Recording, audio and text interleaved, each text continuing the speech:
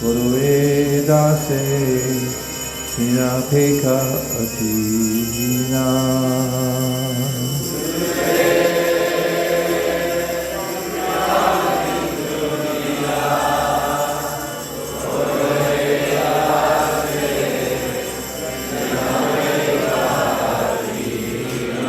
Gurudev Kripa Bindu Diya Gurue Dasa Vinapeka Atina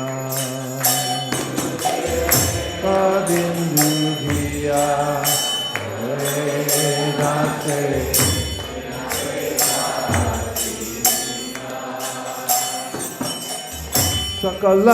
Sakalasane bolo diya koro nijamani svihahina Sakalasane bolo diya koro nijamani svihahina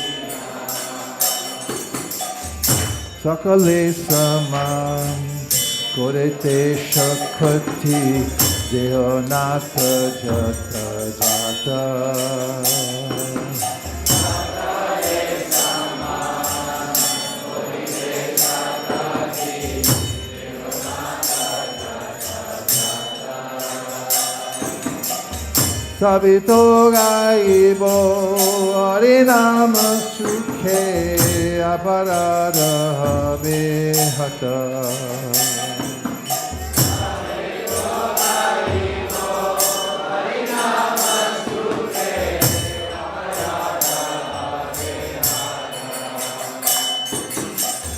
Kabe no kripa labhi jano kritartha hoy venata Kabe no kripa labhi jano kritartha hoy venata Shakti buddhi Ami aki din goramore atmasata Shakti buddhi Ami aki din goramore atmasata Yogyata vichare kichu nahi pai Tomara karuna saro Yogyata vichare Krishna nipare Tomara karuna saro Karuna na hoile Kandiya kandiya Pranana rakibo aro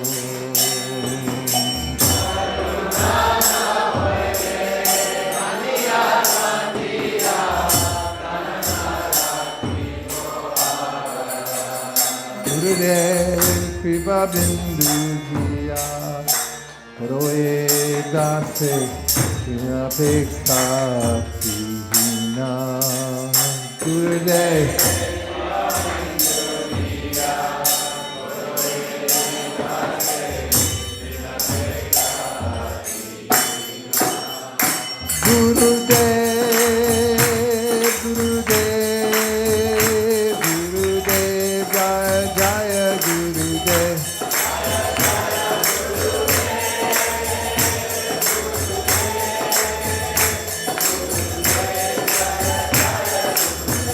Jaya Jaya Prabhupada Prabhupada Prabhupada Jaya Jaya Prabhupada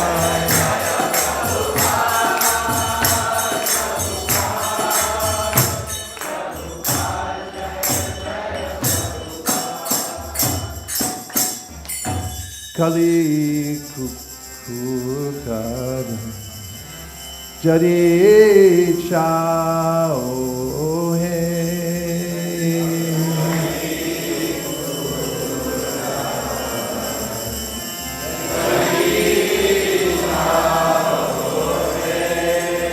Kali Yuga Pavana Nashana Shri Satchidananda Gao Hey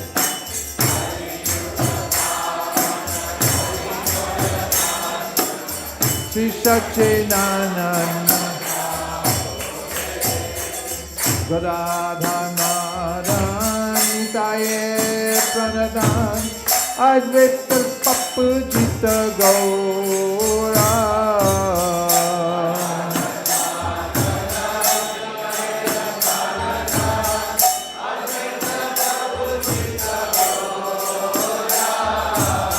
Nimani Vishwambar Srinivasishwan Bhakta Samuva Chitta Choda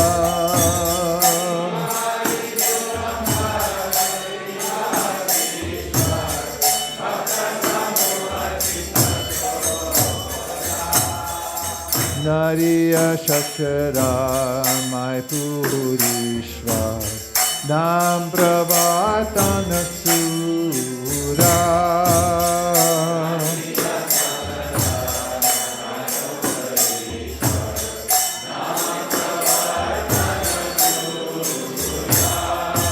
Vihi Jana Shikshaka Nasikula Nayaka Madhava Radha Bhava Pura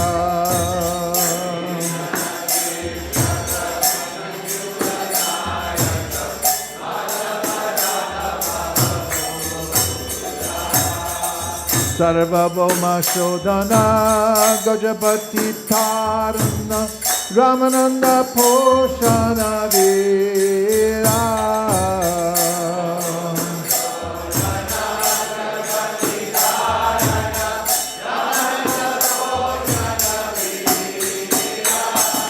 Vipananda Vardhana Sanatana Pavana Haridas Modana Dhira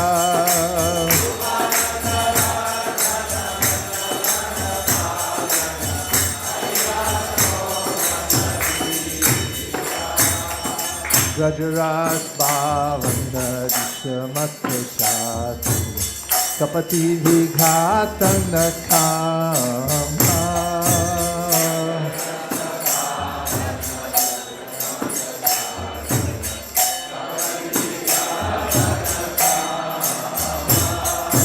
Shura Bhakta Palana Shiksha Jnana Karana Chala Bhakti Bhushana Rama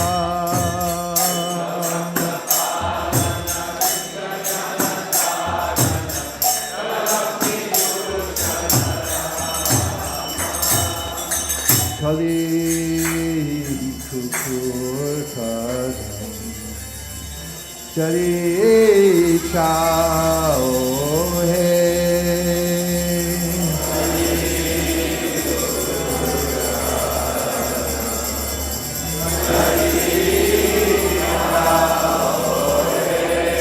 Kali Yuga Pavana Kali Boy Nashana Shri Satchidananda Gao Hey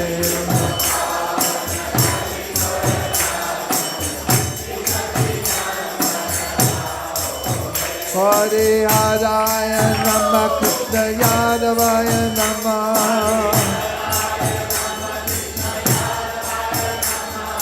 Yadavaya Madhavaya Keshavaya Namaha Gopal Govinda Ram Shri Madhusudan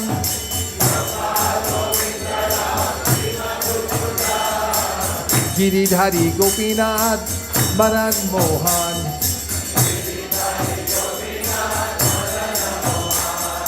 Shri Chaitanya Nityananda Sri Advaita Sita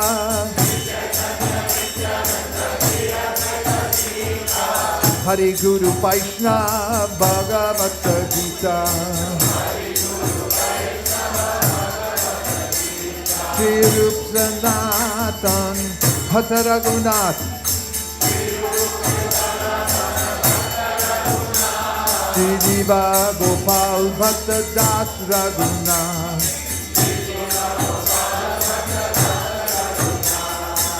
Jai Gosai Kori Charanam Mandan Jaha Hoiti Vignanash Abhishta Puran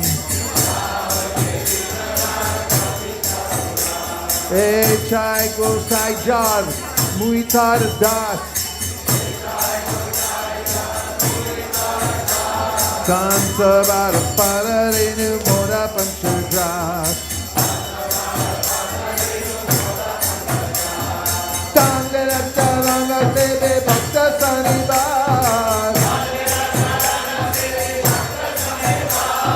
Janame Janame Oye Abhilar Jai Gosai Jabe Braja Koilabas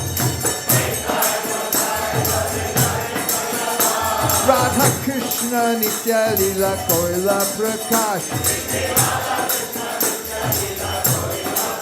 Shri Shri Radha Krishna Nitya Lila Koila Prakash. Get ready! Bolo Anande Bolo Hari Bhaja Vrindavan. Hey! Bolo Anande Bolo Hari Bhaja Vrindavan. Bolo Anande Bolo Hari Bhaja Vrindavan. Shri Guru Vaishnava Pari Mujmi Aman. Shri Guru Vaishnava Pad Padma Kori Ash. Hari Nam Sankirtan Kohe Narottam Das. Nam Sankirtan Hare Krishna, Krishna Krishna, Hare Hare, Hare Rama, Rama Rama, Hare Hare. Gaura Premanande, Haribo, Haribo.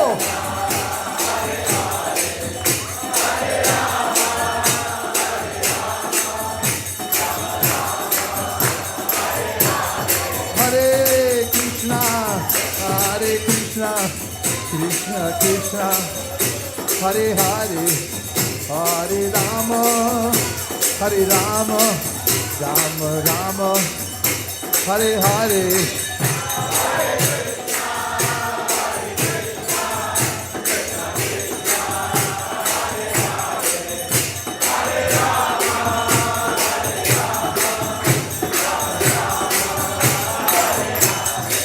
Hare Krishna, Hare Krishna, Krishna Krishna, Hare Hare, Hare Rama, Rama Rama, Hare Hare, Hare Krishna, Krishna Krishna Krishna, Hare Rama.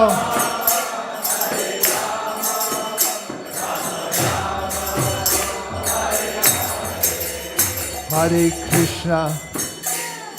Krishna, Krishna Krishna, Hare Hare, Hare Rama, Rama Rama, Hare Hare, Hare Krishna.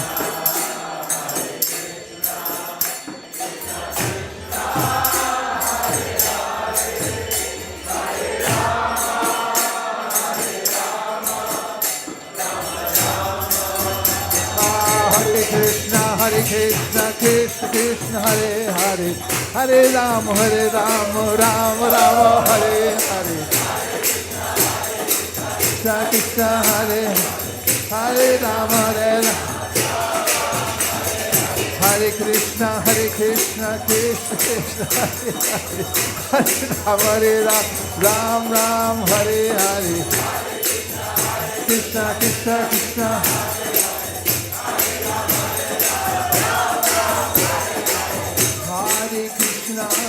Hare Krishna, Krishna Krishna, Hare Hare, Hare Rama, Rama Rama, Hare Hare.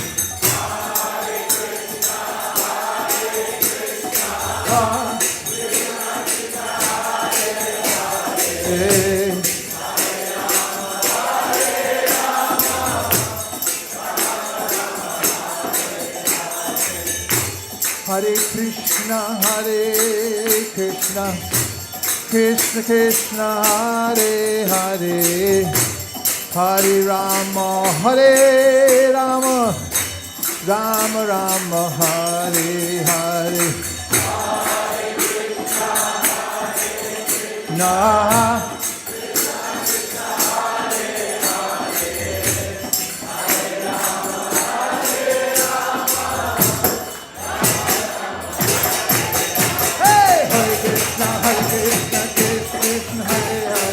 Hare Rama, Rama Rama, Hare Hare.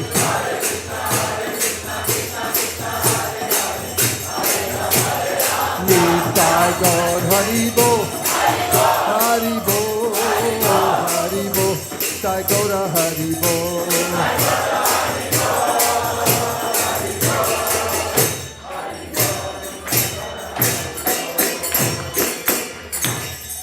Jai Gaur Premanande, Hari Nam Sankirtan Ki, Hari Nam Mantra Ki, Hari Nam Prabhu Ki, Go Premanande,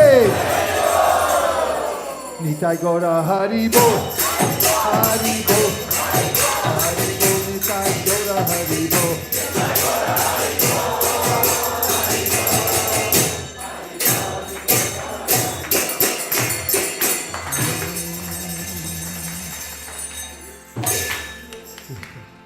We have to do our Bhagavad Gita.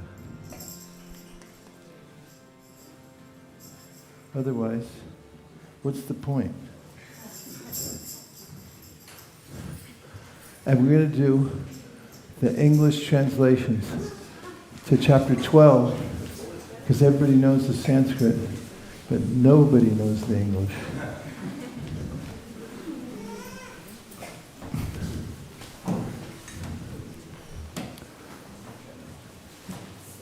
Interesting. Okay. This chapter is Bhakti Yoga. And let's read the English together in unison. Arjuna inquired, which are considered to be more perfect? Those who are always properly engaged in your devotional service, or those who worship the impersonal Brahman, the unmanifested? The Supreme Personality of Godhead said, those who fix their minds on my personal form and are always engaged in worshiping me with great and transcendental faith are considered by me to be most perfect. But those who fully worship the unmanifested, that which lies beyond the perception of the senses, the all-pervading, inconceivable, unchanging, fixed and immovable, the impersonal conception of the absolute truth, by controlling the various senses and being equally disposed to everyone, such persons engaged in the welfare of all at last achieve me. For those whose minds are attached to the unmanifested, impersonal feature of the Supreme, advancement is very troublesome. To make progress in that discipline is always difficult for those who are embodied. But those who worship me, giving up all their activities unto me, and being devoted to me without deviation, engage in devotional service and always meditating upon me, having fixed their minds upon me, O son of Rita, for them I am the swift deliverer from the ocean of birth and death. Just fix your mind upon me, the Supreme Personality of Godhead, and engage all your intelligence in me. Thus you will live in me always, without a doubt. My dear Arjuna, O winner of wealth, if you cannot fix your mind upon me without deviation, then follow the regulative principles of Bhakti Yoga. In this way, develop a desire to attain me. If you cannot practice the regulations of Bhakti Yoga, then just try to work for me because by working for me, you will come to the perfect stage. If, however, you're unable to work in this consciousness of me, then try to act giving up all results of your work and try to be self-situated. If you cannot take to this practice, then engage yourself in the cultivation of knowledge. Better than knowledge, however, is meditation. And better than meditation is renunciation of the fruits of action, for by such renunciation one can attain peace of mind. One who is not envious, but is a kind friend to all living entities, who does not think himself a proprietor, and is free from false ego, who is equal in both happiness and distress, who is tolerant, always satisfied, self-controlled, and engaged in devotional service with determination. His mind and intelligence fixed on me. Such a devotee of mine is very dear to me. He by whom no one is put into difficulty, and who is not disturbed by anyone. He is equipoised in happiness and distress. Fear and anxiety is very dear to me. My devotee who is not dependent on the ordinary course of activities, is pure, expert, without cares, free from all pains, and not striving for some result, is very dear to me. One who neither rejoices nor grieves, who neither laments nor desires, and who renounces both auspicious and inauspicious things, such a devotee is very dear to me. One who is equal to friends and enemies, who is equipoised in honor and dishonor, heat and cold, happiness and distress, fame and infamy, who is always free from contaminating association, always silent and satisfied with anything, who doesn't care for any residence, who is fixed in knowledge and who is engaged in devotional service. Such a person is very dear to me. Those who follow this imperishable path of devotional service and who completely engage themselves with faith, making me the supreme goal, are very dear to me. Please put up the translation to Kali Kukur. Kali Kukur Karanam Jadi Chaohe.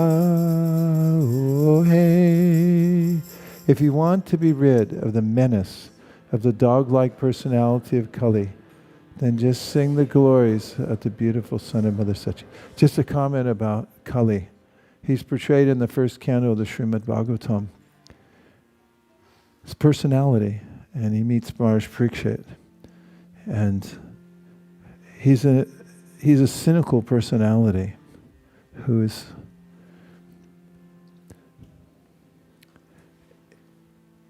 responsible for the influences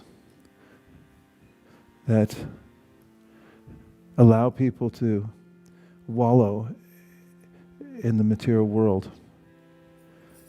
When Parikshit meets him, he tells him that he can't stay in his kingdom, but when Kali begs for shelter, Parikshit, as the king and protector of all living entities, grants him shelter, but tells him he can only have it in those places. He can reside there where people are committing sinful activities. And Kali Yuga is expanded all over the world. But this is a rejoice that despite the fact Kali Yuga is here, if one takes shelter of Sri Chaitanya Mahaprabhu, who's the savior of Kali Yuga, one can be spared from the utter degradation that takes place, even unknowingly, because of the influence of Kali. We'll continue. He is the savior of the Kali Yuga, Kali Yuga Pavana. And he is the destroyer of all fear caused by the age of quarrel, Kali Boy Nashana. Lord Chaitanya maddens Gadadhar Pandit with his love, Gadadhar Madana. And he is the treasure of the life of Sri Nityananda Prabhu, Nityayer Pranadana, the fair complexioned Lord Gora, is the most worshipable object of Sri Advaita Acharya, Advaiter Prabhu Jita. He is affectionately called Nimai by his mother due to being born under a neem tree, and he has been named Vishrambar, the holder of the universe, by his grandfather. He is the only Lord of Srivas Pandit, Srinivas Ishvara, and he steals the hearts of all the assembled devotees. Bhakta Samua Chitta Chora. Lord Chaitanya is the moon over the town of Nadia Shashadar, the Lord of Sri Mayapur Dham, Mayapur Ishwar, the propagator of his own holy name, Nam Pravartana. He is the saintly in behavior, Sura, and he is the instructor of householders, Grihi Jana Shikshaka. He is the hero of those who are in the renounced order, Nyasi Kula Nayaka. He is the husband of the goddess of fortune, Madhava, and he is overflowing with the ecstatic sentiments of Srimati Radharani, Radha Bhava Pura. Lord Chaitanya is the corrector and purifier of Sarvabhauma Bhattacharya, Sarvabhauma Shodhana, the deliverer of King Prataparuja, Gajapati Tarana, and the source of nourishment for Srila Ramananda Roy, Ramananda Poshana. He is a great hero, Veera. He increases the ecstasy of Srila Rupa Goswami, Rupananda Vardhana. He maintains and protects Srila Sanatan Goswami, Sanatan Palana, and he gladdens Haridas Thakur, Haridas Modana. He is very grave, Veera. Lord Chaitanya meditates on the transcendental mellows of Rajadam, Raja Ras Bhavana. He is the destroyer of all wicked mentalities, Dushna Mata Shatana. He crushes the cheating propensity of pretending devotees, Kapati Vigatana. And he is as beautiful as Cupid, Kama. He maintains and protects his pure devotees, Shuddha Bhakta Palana. And he condemns dry, speculative knowledge, Shuksha Jnana Tarana. He smashes pretentious and hypocritical devotion, Chala Bhakti Dushana. And he is the reservoir of pleasure, Rama. And now let's do the verses to glorify the Acharya.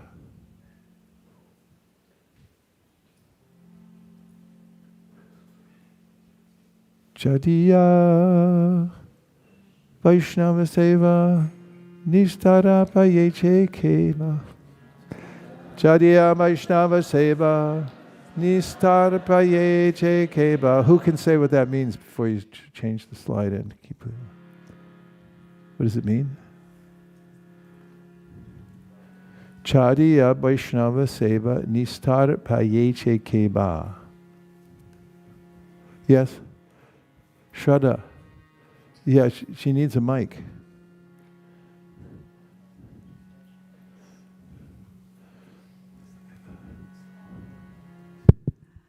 I just know a part of it. So it says that if you give up the service of the Vaishnavas, then how will you progress? Or Nistara Payecha, how will you, I don't know the Nistar. Huh? How will you be liberated? Thank you, Shamlangi. Yeah. Ask a Bengali.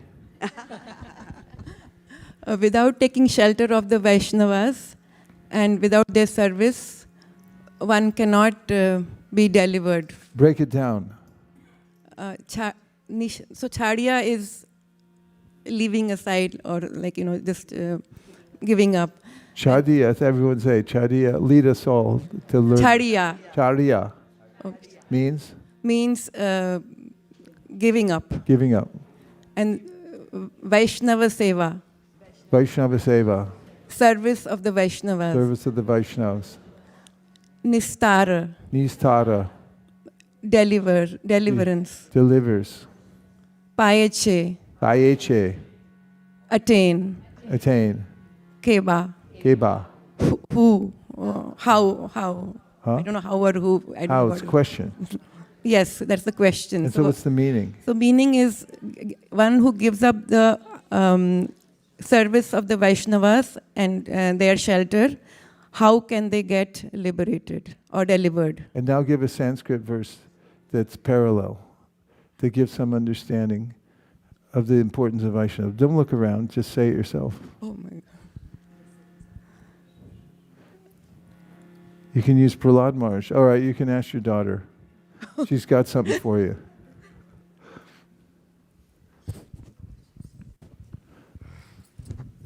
Well, she was just going to give you a hint, not tell the whole thing. Get both of them a mic. But you got to keep that vibration going. I didn't. Chadiya Vaishama Seva Nishtar Payeche Keba. All we're asking. We just need a corroborating verse from in Sanskrit. Give us something from Prahlad Maharaj, from Queen Kunti. She'll give you a hint and then you have to say it. Evam Janam. I forgot the wording. No, you didn't. Go ahead. Evam Janam Nipatitam Prabhava. Evam Janam Nipatitam Pravavahi Kupe. Kamam Vikanam Anuyam Prapatam Prasangat. Kritvatmasat Surashina Bhagavan Grimitam. Soham Katam Nivishrijay. Tava Britya Sevam Sevam. means just a little bit, whatever it means. Okay, you to fill in that. It's when Prahlad Maharaj thanks Narad Muni. Evam Janam Nipatitam. I think Prahlad Maharaj is saying that how can I give the service of Narad Muni who has saved me? He's telling Narsingadev. And the first part, Evam Janam Nipatitam Prabhabahi Kupe. I'm fallen in the deep well of sins. Kamam Bikamam Anuyam Prapatam Prasangat. I was following one after another, material desires, and then falling into this pit. Then, third line. Kritvat masat surasina bhagavan grihita. But my spiritual master saved me. He refined me. He brought me to the position of Krishna consciousness. Then the last line. Soham katham nu vrishijeta vabritya sevam. How can I give up the... Parallel, right? Yes. Similar. Yes. Okay, keep going. Next verse. Nama Shreshtam Manamapi Shachi Putram Atra Sarupam Rupam Tasyagrajam Urupari Matarim Goshtavatim Radha Kundam Girivadamaho Radhika Madhavasham To yasya pratita kripaya kritam tam. Somebody give the feeling of this verse, the meaning of it. Raise your hand or I'll call in you. Yes, Shastra, go ahead.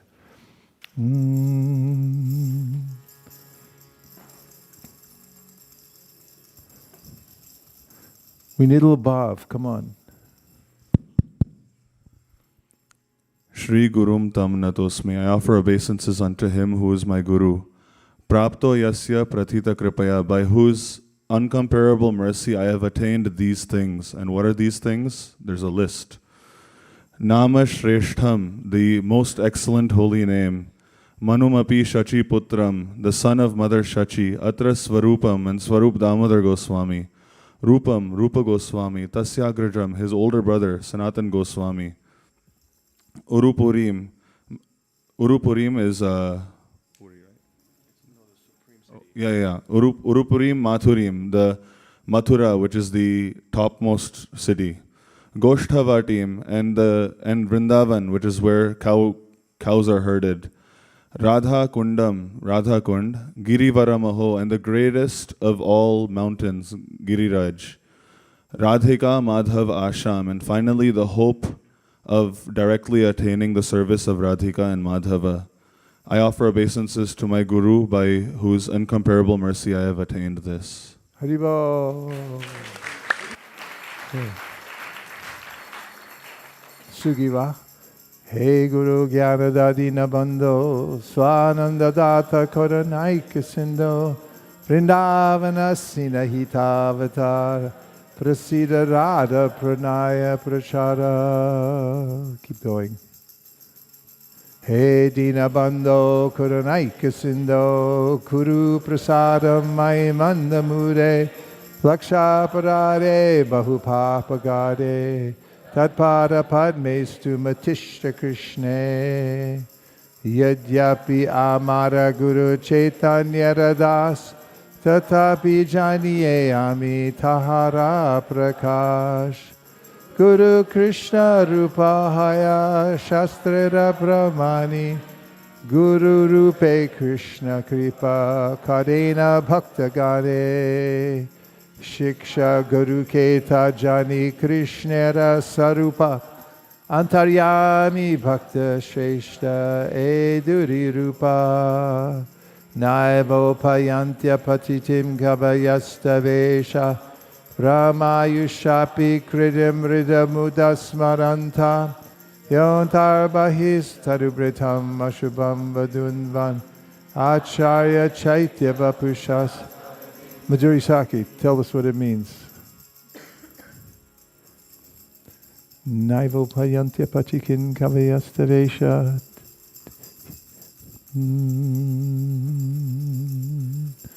Any aspect, any place you can jump in.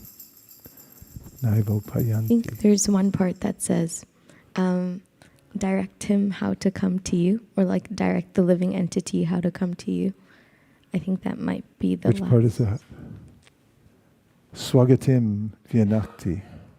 Swagatim means your own path. And Acharya Chaitya, Vapusha. Swagatim Vyanakti means that you show your own path. Through these that are mentioned before, and what are the ones mentioned before? I don't remember. I don't know the word to word, but the translation, I believe, is transcendental poets could not express their indebtedness to you, even after living a long lifetime of Brahma. Yeah, like Brahma, Ayushapi means, if you had the Ayu, the life span of Lord Brahma, Kritam Rida Mudasmaranti, then I wouldn't be able to express enough gratitude. Naivo Payanti, Apachitim. And then, so what is he grateful for? The spiritual master. Yonta Bahis. Do you know what that means? Like External. Antar and Bahi. External and internal. Which is which? Antar is internal, which is the super soul. Yes. And Bahi External, acharyas. comes as the Acharya. So internally you appear, externally you appear. What? To guide me on the path back to you. Very well done.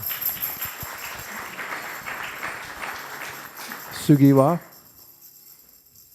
means the next one. Without serving the representative of Krishna, nobody can approach Krishna.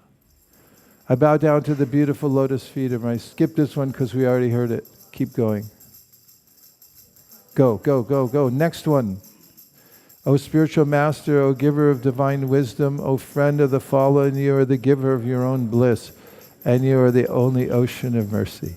Although dwelling in Vrindavan, you have descended for the welfare of fallen souls like myself, and you are preaching the divine love of Radha for Krishna. Please be kind upon me. O friend of lowly, O Gurudev, you are the only ocean of mercy. I'm a doleful and have committed hundreds of thousands of offenses. I've fallen in a dense myriad of sins. Therefore, grace me with your mercy so that my mind may be fixed on your lotus feet and on Sri Krishna. Although I know that my spiritual master is a servitor of Sri Chaitanya, I know him also as a plenary manifestation of the Lord.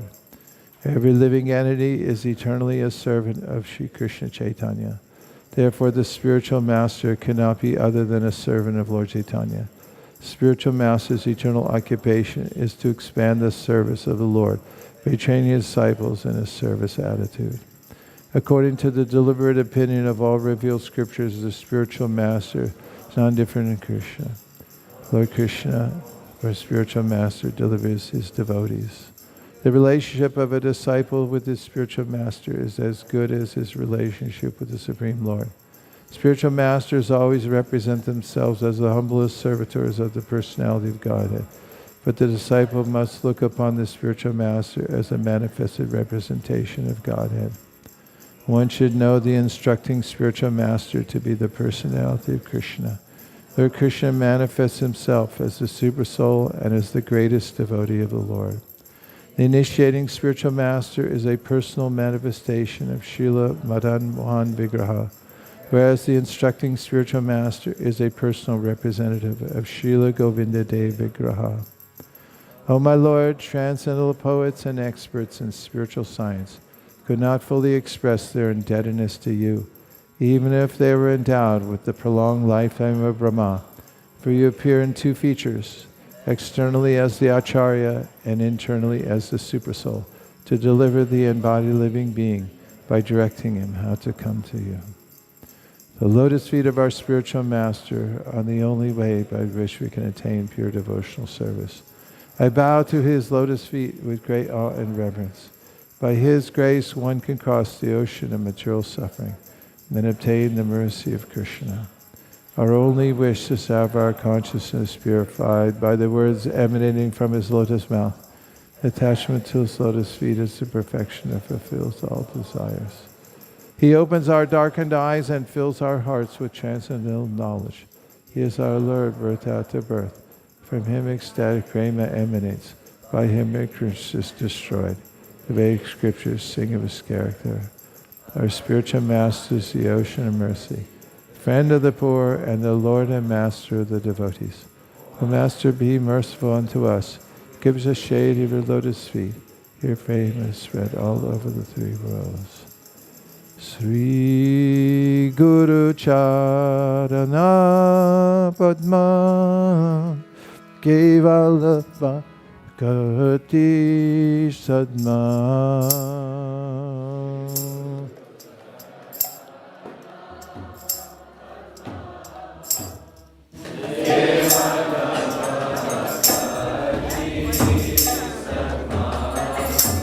Bando mui savadana bhate.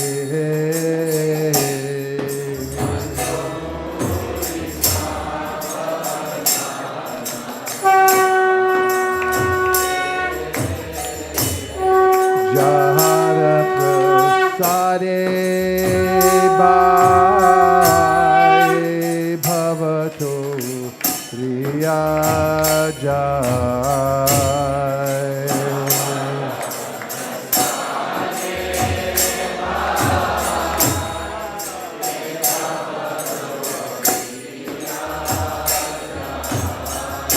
Krishna prapti hoy jaha hoy ke.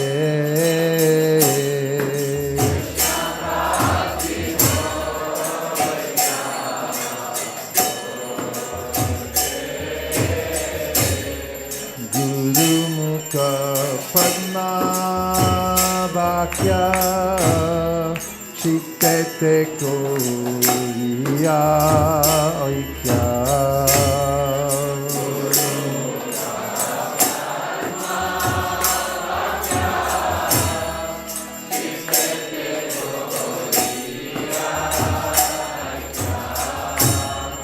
Guru mukha padma vakya chittete koriya aikya.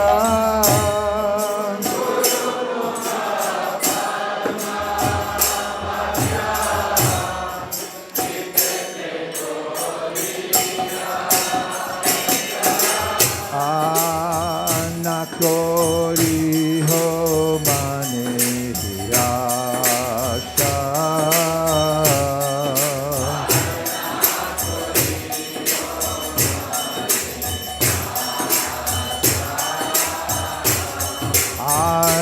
Anakori ho mane asha.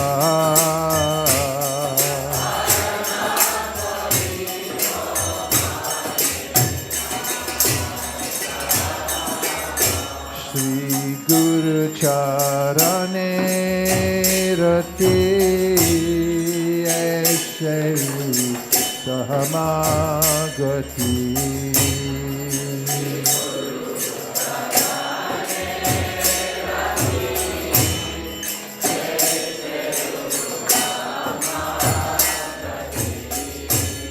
Sri Guru Charane Rate Aise Uttama Gati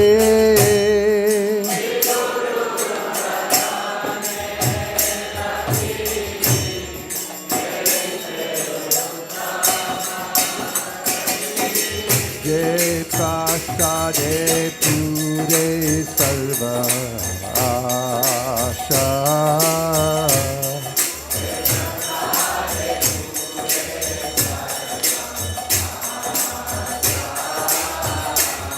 Jai Prasade Pure Sarva Asha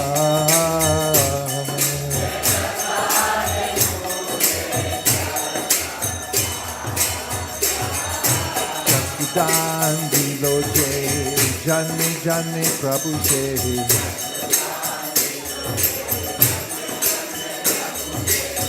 Divya Jani De Pokashito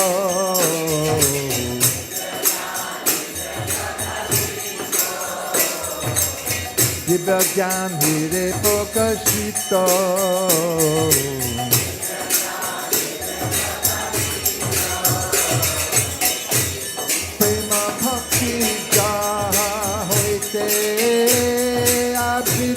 Vinasa Jate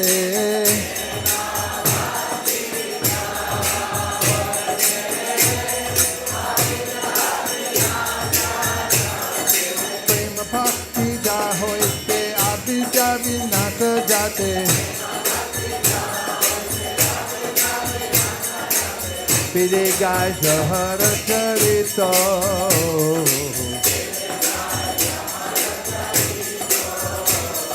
Dede Gaga Hara Charito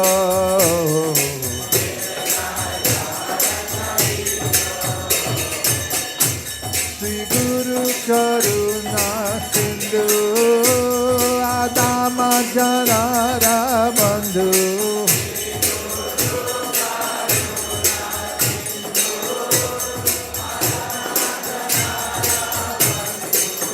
Guru Karuna Sindhu Adama Janara Bandhu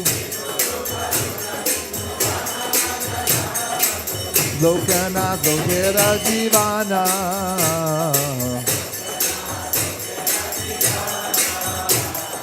Lokana Lokera Jivana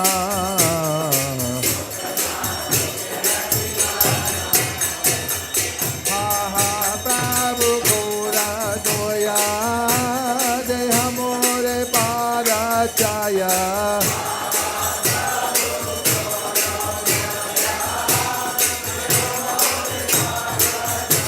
Ha Prabhu Kora Doya Deha More Pada Chaya Ebe Jash Iti Bhuvana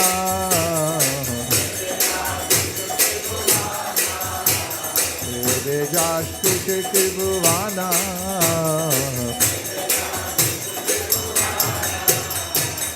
Ha ha Prabhu Kora Doya Jaya More Pada Chaya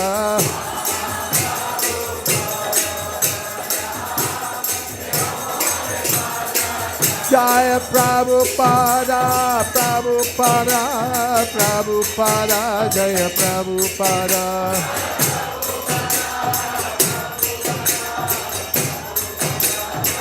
Jai Jai Prabhupada, Prabhupada, Prabhupada, Jai Jai Prabhupada.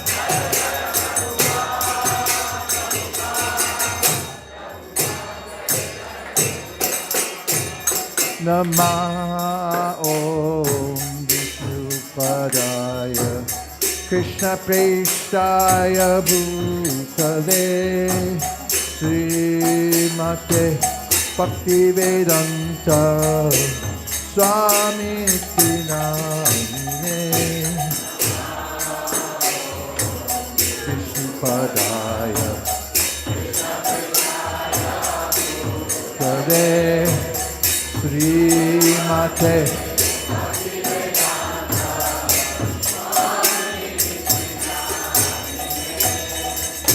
Namaste Saraswati Swate Deve Gauravani Prachadine Nirvishesha Shunyavadi Paschatyarishatadine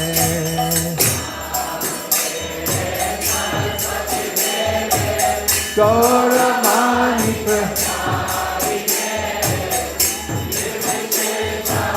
Shunyavadi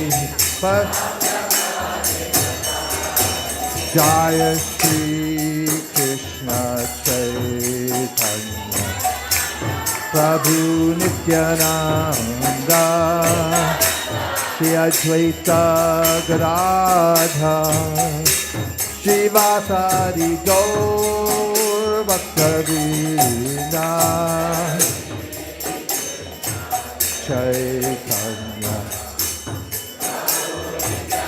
Shri Chaitanya Mahaprabhu ki jai Gadadha Shivasadi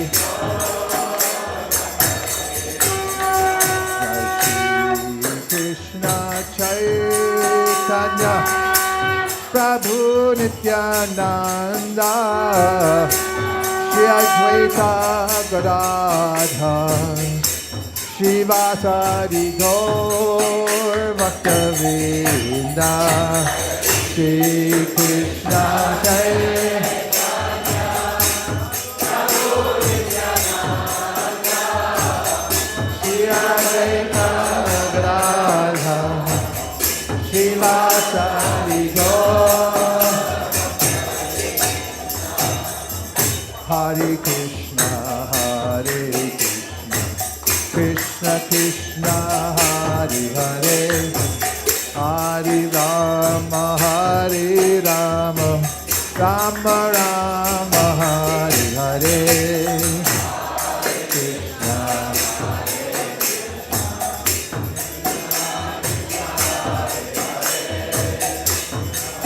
Nam Bhajan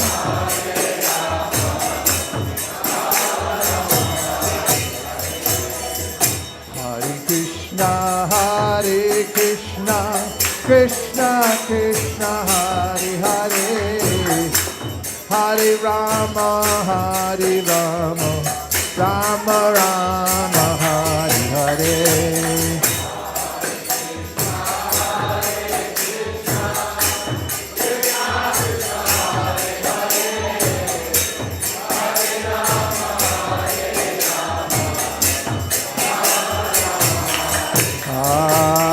Hare Krishna, Krishna Krishna Hare Hare, Hare Rama, Hare Rama, Rama Rama Hare Hare, Hare Krishna.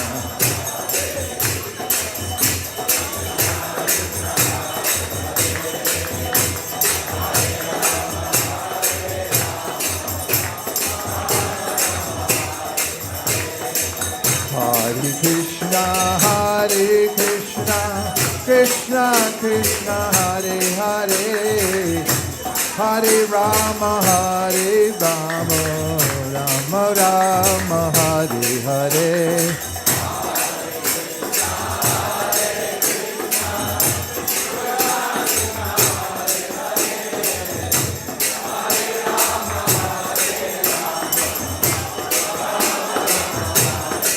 Hare Krishna, Krishna Krishna Hare Hare, Hare Rama, Hare Rama, Rama Rama Hare Hare.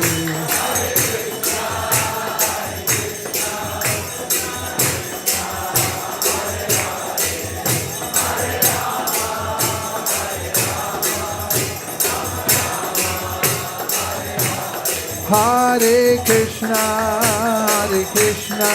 Krishna Krishna Hare Hare, Hare Rama, Hare Rama, Rama Rama Hare Hare.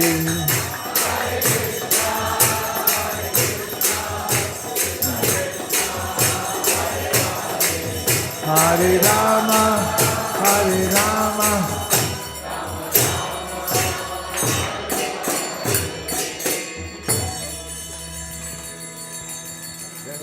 Prabhupada Paramahamsa Prema Jagatari Astatarsa Shishiman.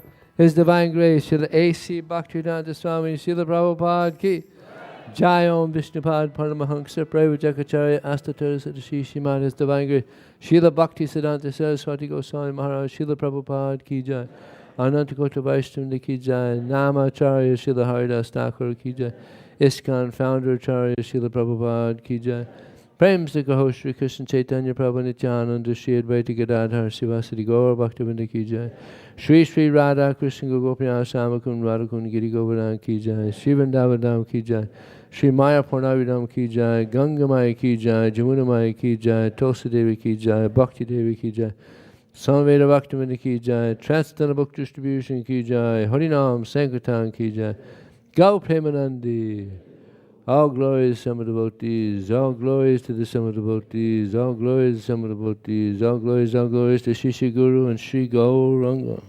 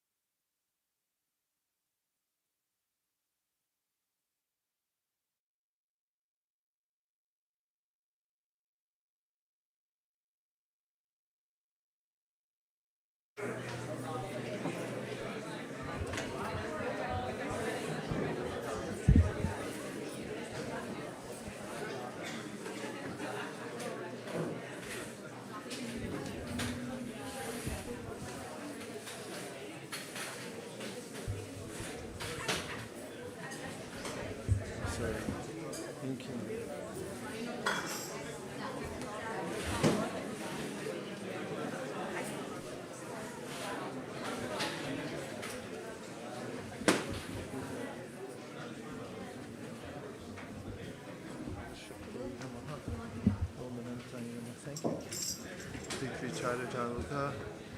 Devi Tam Vishnadita Tam Chadaranam Nityam Pavitam Chasanam Kuru 3, 2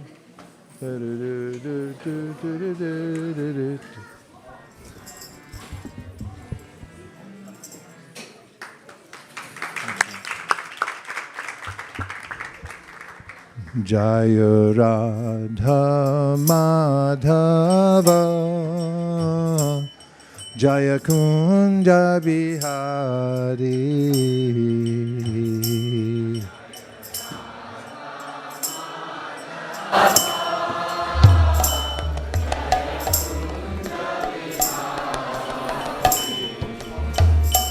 Jaya Gopi Janavallabha Jaya Girivardhari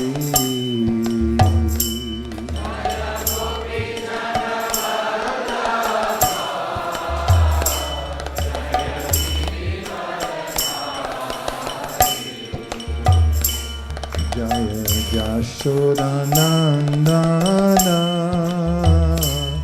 Jaya Vraja Janaranjana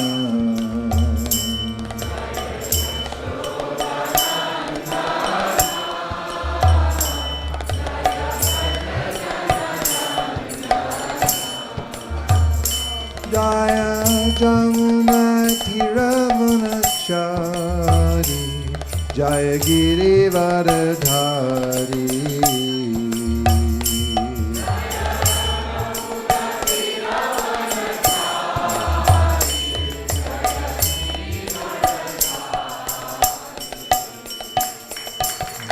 Krishna Krishna, Krishna Krishna, Hare Hare, Hare Rama, Rama Rama, Hare Hare.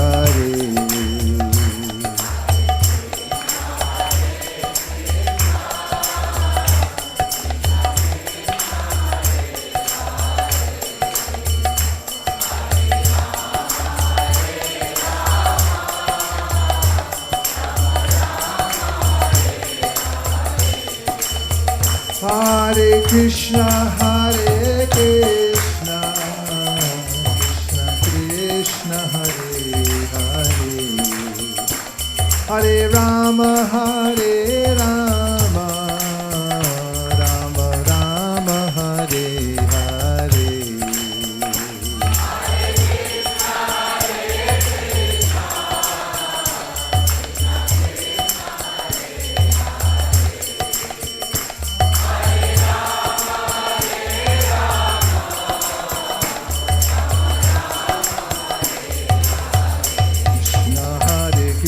Krishna Krishna, Hare Hare, Hare Rama, Hare Rama, Rama Rama, Hare Hare.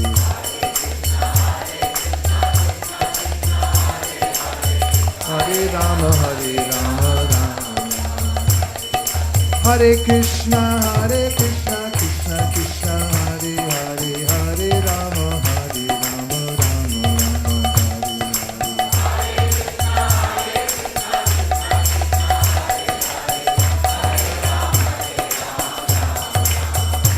Hare Krishna, Krishna Krishna, Hare Hare, Hare Rama, Rama Rama, Hare Hare.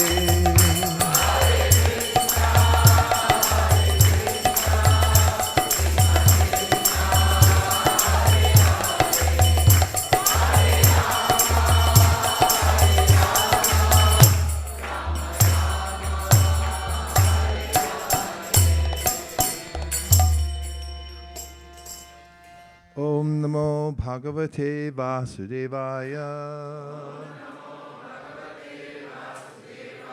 Om Namo Bhagavate Vasudevaya.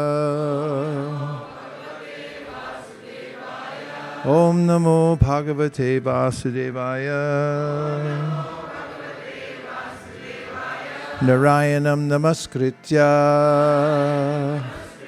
Naram Chaiva Narottamam Devim Sarasatim Vyasam Tato Jayam Udiraye. Today we're reading from Srimad Bhagavatam, Canto 2, Chapter 3, Pure Devotional Service. The text is 19. And I'll read the translation first. Men who are like dogs, hogs, camels, and asses, praise those men who never listen to the transcendental pastimes of Lord Sri Krishna, the deliverer from evils.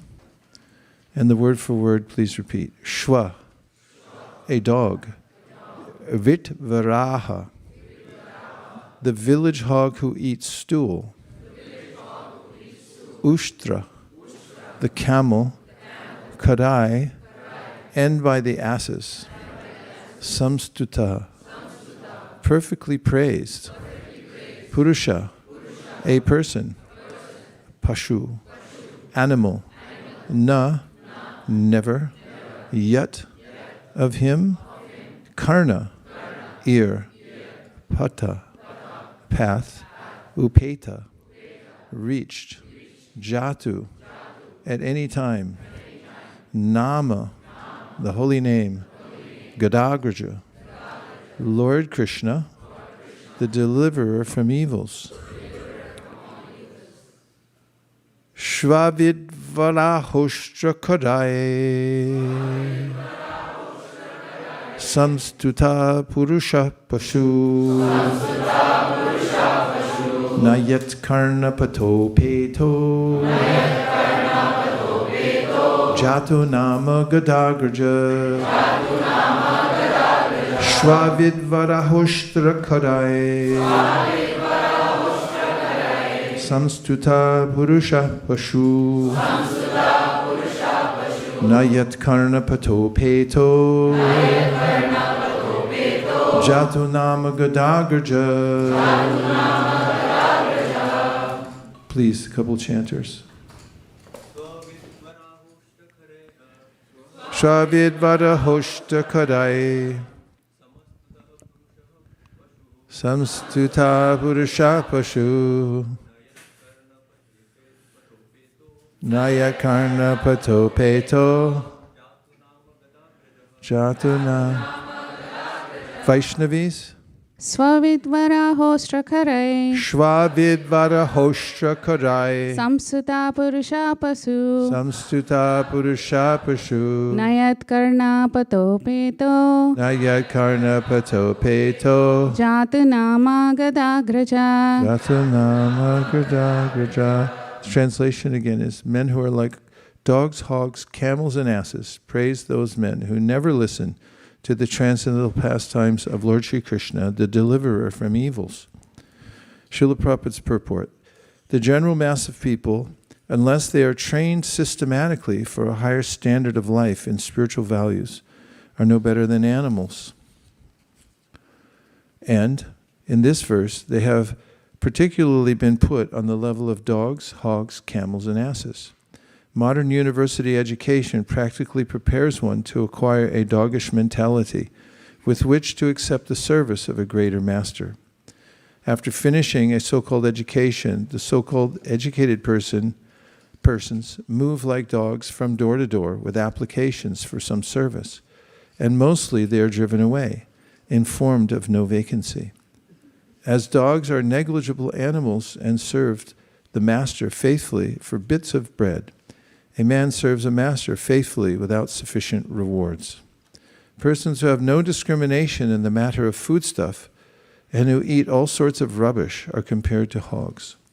Hogs are very much attached to eating stools. So stool is a kind of foodstuff for a particular type of animal. And even stones are eatables for a particular type of animal or bird. But the human being is not meant for eating everything and anything. He is meant to eat grains, vegetables, fruits, milk, sugar, etc. Animal food is not meant for the human being. For chewing solid food, the human being has a particular type of teeth meant for cutting fruits and vegetables. The human being is endowed with 2 canine teeth as a concession for persons who will eat animal food at any cost. It is known to everyone that one man's food is another man's poison. Human beings are expected to accept the remnants of food offered to Lord Sri Krishna, and the Lord accepts foodstuff from the categories of leaves, flowers, fruits, etc. Bhagavad Gita 9:26. As prescribed by Vedic scriptures, no animal is offered to the Lord. No animal food is offered to the Lord. Therefore, a human being is meant to eat a particular type of food.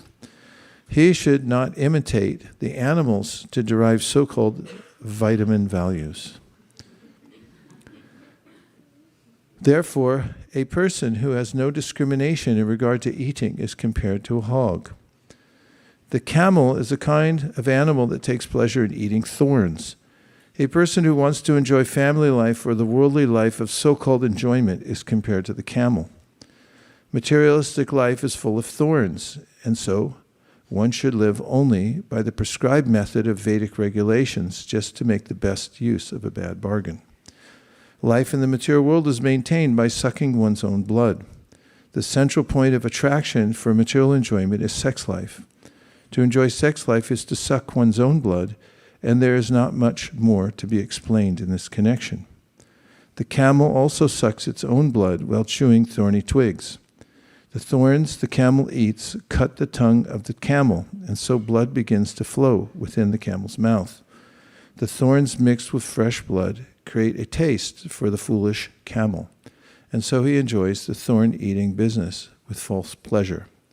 Similarly, the great business magnates, industrialists who work very hard to earn money by different ways and questionable means eat the thorny results of their actions mixed with their own blood. Therefore, the Bhagavatam has situated these diseased fellows along with the camels. The ass is an animal who is celebrated as the greatest fool, even amongst the animals. The ass works very hard and carries burdens of maximum weight without making profit for itself. Footnote, human life is meant for earning values. This is called artadam, or that which can deliver values. And what is the greatest value of life? It is to return home back to Godhead, as indicated in the Bhagavad Gita 8:15.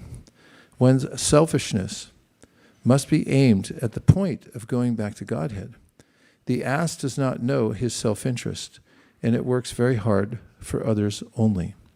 A person who works very hard for others only, forgetting his personal interests available in the human form of life, is compared to the ass.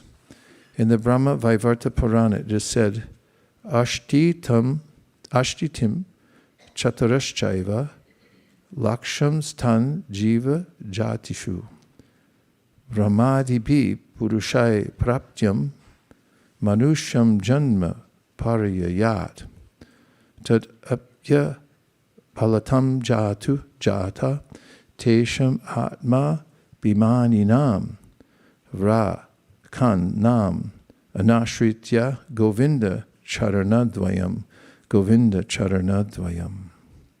The human life is so important that even demigods in the higher planets sometimes aspire for a human body on this earth, because in the human body only one can easily go back to Godhead.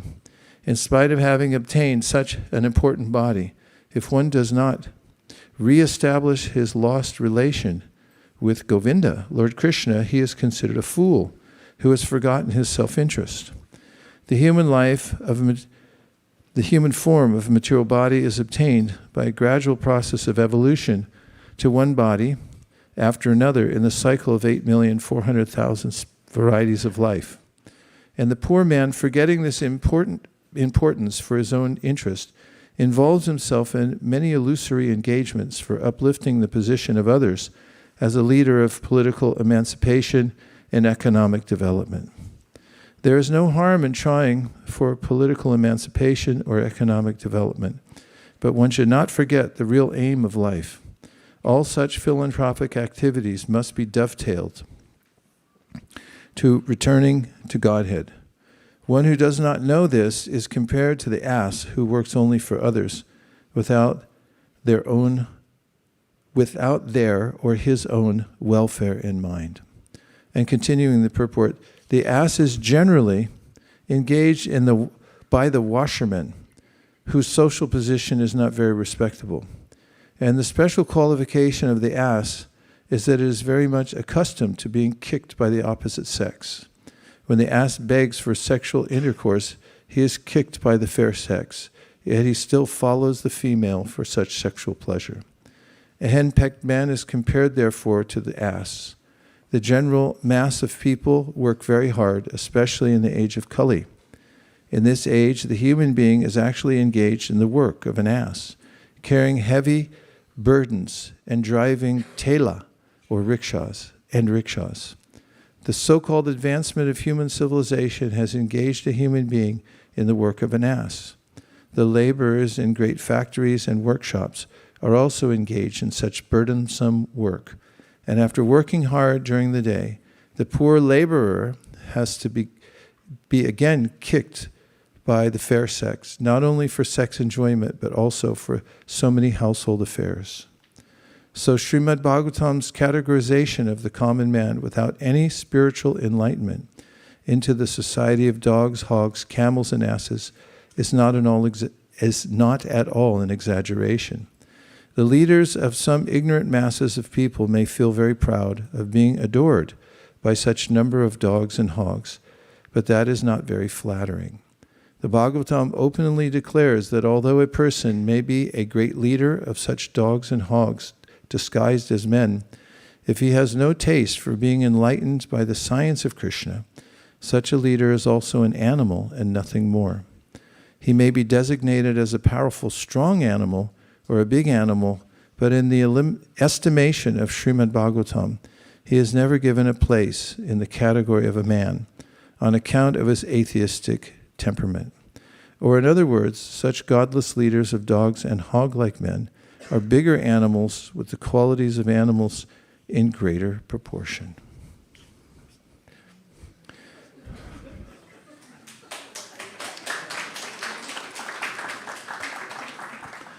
I first offer my respectful obeisances to His Divine Grace, A.C. Bhaktivedanta Swami Prabhupada, to all the previous acharyas, and to all the assembled devotees. Vansha kalpadurvascha kripa sindhubhya evacha patitanam pavanebhyo vaishnavebhyo namo namaha. The demarcation between a human and an animal, according to this verse, Shva vid vara hoshta kurai samstata purusha pushu. Na yat karna patopeto. Patopeto means something reaches. And what is it reaching? The ear. And what's being said here is that those persons who are averse to allowing the transcendental vibration, the topics of Krishna from Bhagavad Gita, Srimad Bhagavatam, and so on, from entering the ear, are no better than animals. It's remarkable that human beings have the power of not only speech, animals can't talk. They can communicate, but they can't articulate. They can't use grammar. There have been a few instances, as I mentioned before, of animals who could learn vocabulary and communicate, especially in primates, but not with syntax. And certainly they can't speak it or articulate it, nor do they like it. You can keep a gorilla for a lifetime and relentlessly train it. He's not so inclined. Meaning that every species has a specific qualification. By the modes of material nature, one is given a place in a particular body with a very specific purpose. And human life is very specifically meant for spiritual advancement. And the means for doing that is to hear about God. And therefore, Shukadeva Goswami is pointing this out, that first of all, if you avail yourself to hearing, which is a topic of the Srimad Bhagavatam from the very beginning, then you'll naturally make advancement. Because without special training besides hearing in the association of devotees, one will naturally advance and one will develop one's consciousness just by the hearing process. Smaranta smarayantascha mita gauga haram harim bhaktya sanjayate bhaktya bibhratyut pulakam tanum. Srimad Bhagavatam says that those who come together to speak about Krishna, as Krishna says in the Gita also, Machita magada prana bodhayanta parasparam katayanta shamam nitya tushanti cha ramanti cha. It's the occupation of the devotees, is to relish speaking to one another about Krishna. This verse is saying the same thing, that is, smaranta smarayantascha. You're reminding others of Krishna, and you're being reminded of Krishna by others, very particularly in an assembly hearing and chanting about Krishna. Mita gauga haram harim. And because of that union of the devotees coming together to speak about Krishna in an assembly or one-to-one, there's a way in which the tendency to enjoy the material world, which is an anomaly for the soul. There is no enjoyment in the material world because it's illusory. If you've ever seen a bird who gets confused by seeing its reflection in your window somewhere, and you're reading a book and you keep hearing an odd sound, a kind of pinging sound. And you finally go to investigate, put the book down, and you find that the bird, with its little bird brain, is bashing its head against the window, thinking that there's another bird there. And this is the impetus for coming into this world or staying in the world to try to extract some happiness. It's a futile activity because there's nothing in it for us. And in the process, we try to exploit others, which is the nature of the material world. It's an exploitative environment because you have to live at the cost of others. And therefore, there's an entanglement which holds us so tightly that it's impossible to get out by any scheme that one might come up with one's intelligence. However, by hearing and chanting in the association of devotees, Mito Gauga Haram Harim, Hari, Krishna, whose tendency is to take away our burden of sins, will relieve us of those reactions that hold us very tightly to the illusory material energy. And then bhaktya sanjayate bhaktya. Wondrously, we move from a preliminary stage of bhakti to a stage of bhakti in which we're vitally interested in hearing about Krishna and serving Krishna. It becomes the very focus of our life. Bhaktya sanjayate bhaktya. From one kind of bhakti is born another. From the association of bhaktas awakens a higher sense of bhakti. And how high is it and how can one judge? Then it says, Bibrat yut pulakam tanum. In one's body, one will begin to experience changes. And that is, one will feel ecstasy in hearing about Krishna. There's a progression that takes place. In the meantime, back in the material world, there are various tendencies that one develops by being dulled by the three modes of material nature, and one becomes captured, which is called abhinibheshata. This word is used in various places in the Shastra. One I've quoted so many times in this class that I hesitate to say it again, but it's from 11.237, Vayam dvitya abhinibheshata syad. It's one of the foundational verses of the Bhagavatam describing the condition of one who's enamored of the material energy. And the word has deep consequences. Abhinibheshata, abhi is an intensifier that one is going forward with gusto into something.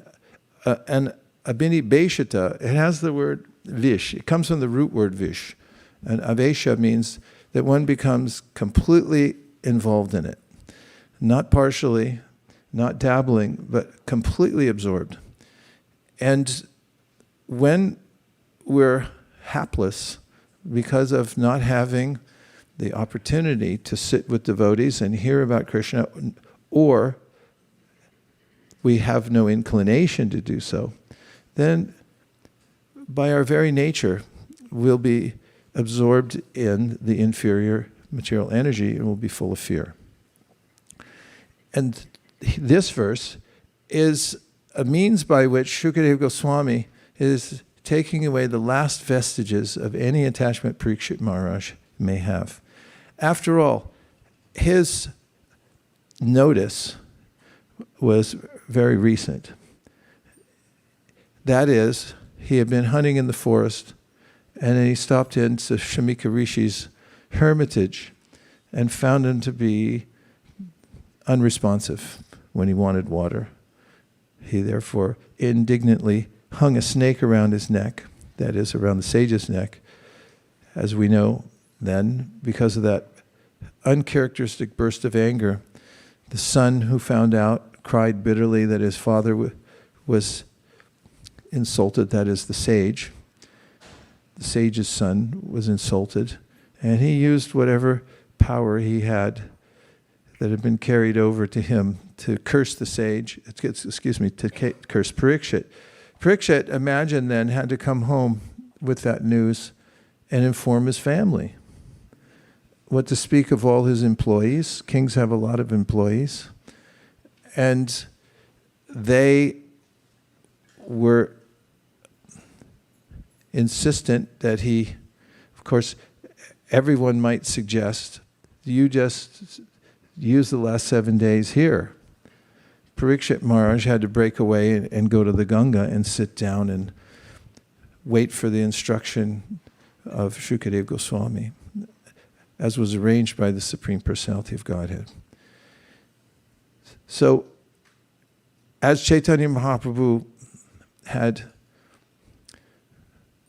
glanced, he had given a glance at Sanatana Goswami, who had come there as a surrendered soul. After all, he had broken away from his kingdom that he was managing,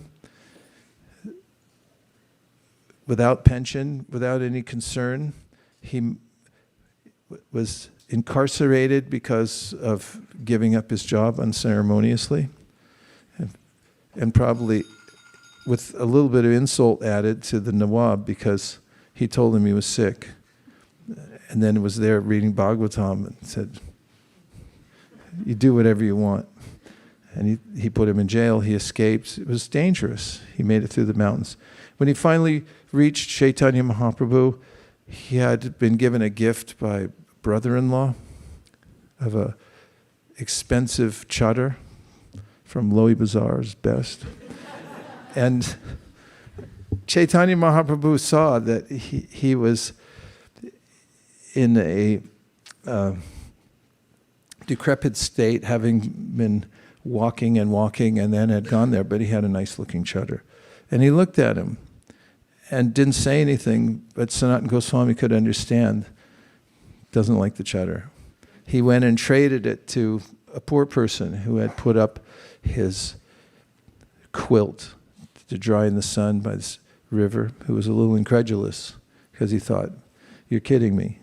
You're going to give me this for that? What's the catch? At that point, Sanatana Goswami had no catch. He had already experienced when he had left the inn where he had almost been murdered because his servant Ishana had carried with him 8 gold coins.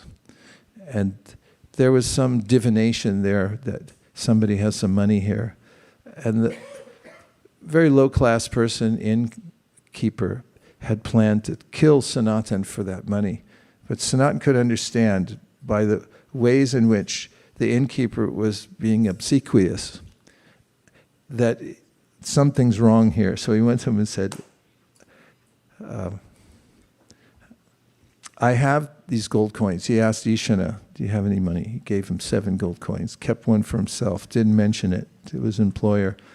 He went and gave the coins to the innkeeper who said, oh, I'm so glad you did this. It saved me from the sin of killing you. I was going to kill you tonight because I knew you had 8 gold coins. 8. He went to Ishana the next morning, said, I'm leaving. You keep the 1 gold coin. You go home and I'll go onward to meet Chaitanya Mahaprabhu. And in that moment, he felt happy. That is, he had walked away from everything and didn't keep even 1 gold coin for himself. How could one be happy in such a situation? After all, we need everything we have and have to hold on to it. Well, not according to Shukadeva Goswami. Because after Sanatan came and met Chaitanya Mahaprabhu, gave up his quilt,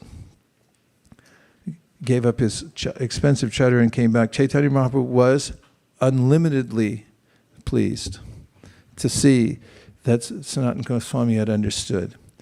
And then he said to Chaitanya Mahaprabhu that a doctor is very careful to make sure that the last vestiges of the disease are cured and doesn't let them fester and then reappear. We have a similar mood here in Shukadeva Goswami. He comes in very strongly in this section of the Bhagavatam. he's telling the king, Parikshit Maharaj, what do you need cups and plates for? You just use your hands. You don't need a bed. Just lie on the ground. There's flats. You can just lie out. And who needs a pillow? You just use your hands. Just lie down with your hands. And here he's also giving him a rather severe look at the mentality of the material world. Those who are considered to be great personalities in the world, he's saying they're no better than animals. And then he becomes very specific about it, saying hogs, dogs, camels, asses. And gives the standard for what is a really refined person. Sadjo hridyavarudite tra kritibi shushu shabishtakshana. Bhagavatam speaks about the refined person who has come to understand the real value of the human form of life and is able then to turn his or her attention just to hearing about Krishna. And so we have such instruction. It can sound a little jarring, which is good, because it's like, cut it out, wise up. If you've ever been chastised before by a person that you respect, you may feel shocked at first, but then you feel some relief. Even Parikshit Maharaj, when he was cursed by the sage, that's his sage's son, he felt some relief that, yes, I needed that. And so we can remind ourselves that the material world is not a place to dabble in. And it doesn't mean that we have to sever our connection to our job or even university or our occupation in any way. But as Krishna recommends in the Bhagavad Gita, na rupa masyeha tato palabhyate nanto nachadir nacha sampratishtam ashvatamenam suvarudamulam asanga shastrena dritena chitva. You should cut down your attachment to it. Even though you're going to live in the tree for a while, you should be detached. So Rishabhadev also says, Nayam deha bhajam driloke kashtam kamam arhate vibhujamye tapo divyam putra gayena sattvam shudyad yasmad brahma saukyam tonantam. Don't be a big fat pig. Pigs are pigs. And they do what they do. It's already described here. For us, as humans, or at least for most humans, it's inconceivable how pigs live. I've watched them. I don't know how they do it. They're empowered by material nature to live in filthy places. And they're oblivious to the purpose of life. Speak of these other animals, which are, I'm sure they can be very friendly. I mean, some pigs are very nice. They're even considered intelligent. Some people keep pigs as pets. So we have nothing against animals. Obviously, we love animals. But then you have their characteristic, which is contrary to the vital interest of the human being. The ass doesn't think that I'm working so hard and there's no reward whatsoever. Ma means you have to work hard in the material world when you're abhinibheshita, when you're absorbed in it and attached to it, you're obligated. Okay? Now you got to work late. And you don't have time for anything else because that's the price you pay to try to live in the material world. And somebody's always turning the knob up too. You think it's okay, but then somebody behind the scenes is turning the knob up higher and higher. And like, hey, wait a minute, I didn't sign up for that. So yes, you did. Because that's how the material nature works. You get squeezed. And the ass from the unscrupulous master who just wants to work him to death, keeps loading more and more on his back. But there's plenty of grass in the field. He could just sever his connection with the washerman and say, I'm not going to work for you anymore. I'm going to get my own grass over on that side of the hill, and you could do whatever you like, but I'm going to do take care of myself.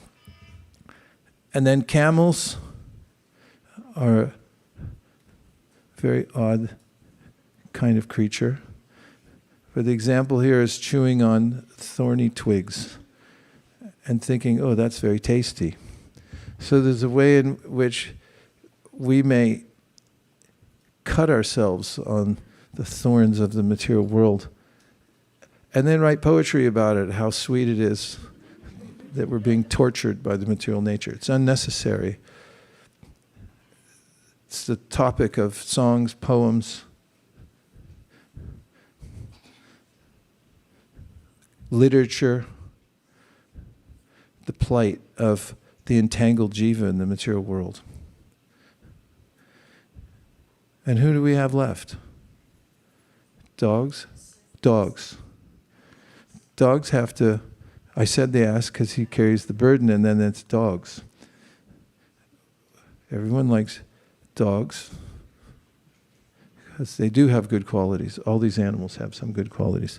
So if any of you are listening out there, this is not personal. But dogs have to have a master. Otherwise, they get creamed. And you don't know that if you live in America, generally, because everyone has a nice shiny coat, lives inside. And people love dogs for good reason. They see you come home, they don't judge. They just say, I'm glad you're back. So, all glories to their good qualities there.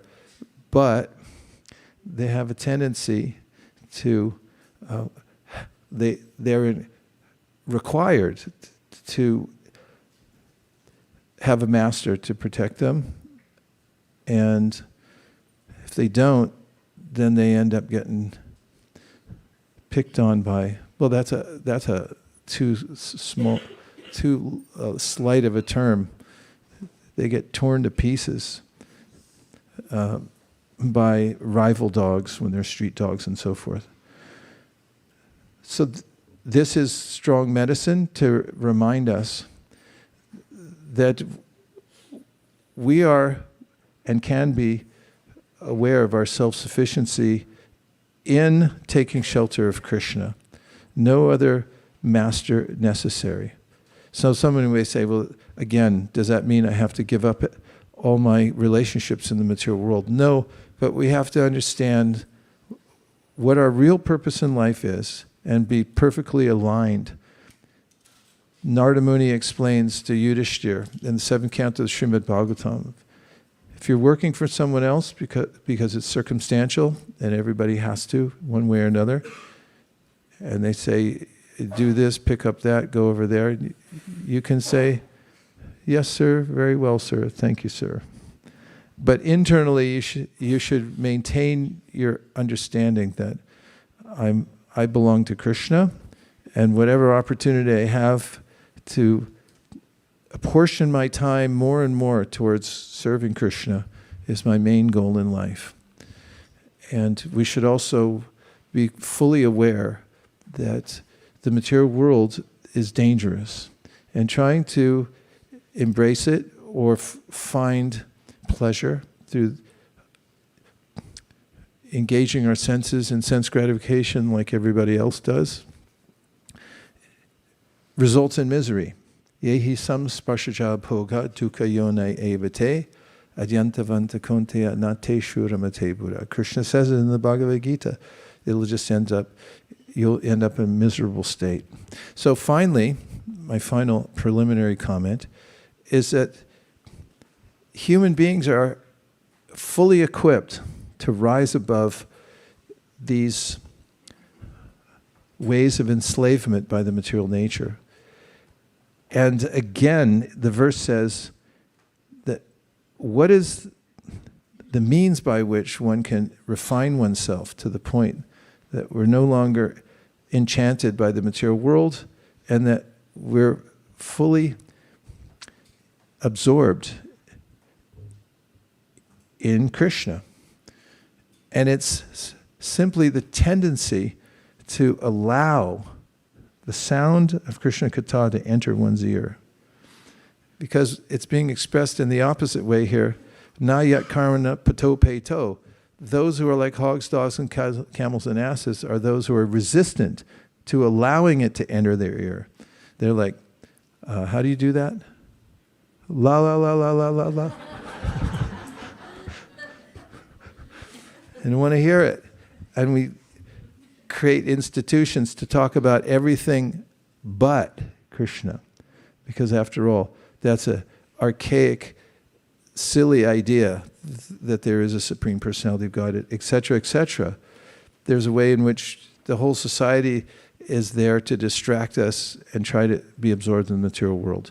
So Shukadeva Goswami doesn't take kindly to that mentality and then categorizes it in various ways and says, okay, don't worry, Parikshit Maharaj, you did the right thing. You're on the right path. Simply stay here and chant. So this is meant for all of us. And you're not going to read this in the New York Times because they don't have such advice. Their advice is more towards which products will best clean your floor, who said what to whom in the political arena, how dire the financial situation looks. Even if you think it's good, it's not. And it's a cascade of bewildering sound vibrations. But cutting through all that, we have the Srimad Bhagavatam, which brings us to final point of refinement, so much so that Krishna wants to be fully manifest in our heart and make us aware of his presence there, and so much so that we'll noticeably move from one level of practicing bhakti, which may be official or through regular practice based on the fact that we know it's good for us, to a point at which Bibrat Pulakam Tunum will feel full ecstasy by the process, and that's necessary. Those are a few thoughts I had, and I'll take a few reflections or questions, unless everyone's too shocked by the verse and purport, which we'll just sit here in dismay for some time, and then we can saunter off and have prasadam. And yes, Prabhu, please go ahead. Okay, 1, 2.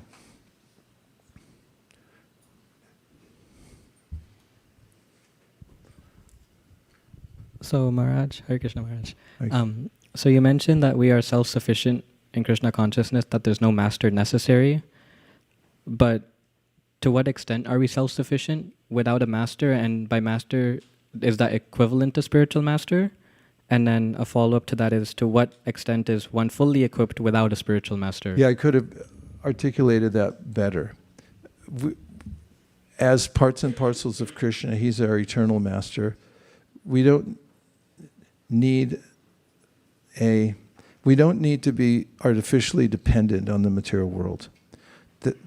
All our great acharyas, sages, try to divest us of the idea that if I don't hang on tightly to the material world and thus subject myself to these false masters in the material world, then I won't survive. As an example, Narada Muni tells us that, look at, why are you going to work so hard? Because naturally, because of your past activities, there's going to be a certain flow in your life that's going to come, and everything evens out. So don't be overly concerned in that matter. However, by having spiritual guidance and a master, sense of those who are highly revered and respected that we can follow in the footsteps, so this is recommended. That by such a process, we'll be able to make steady progress in devotional service and in human life. So that my point about being self-sufficient is, we're not really part of the material world. And therefore, tasyaiva heto pariteta kovido, na labyate yad brahmatam uparida, ta labyate dukkha varanyata sukham, kalena sarvatra gabira ramasa. We get this algorithm from Narada Muni that don't feel overly dependent on the material world, because you're not. It's going to come of its own accord. And you can start transferring your attention to devotional service rather than having the preponderance of your attention into, I have to survive in the material world. Okay, who is next? Yes, please.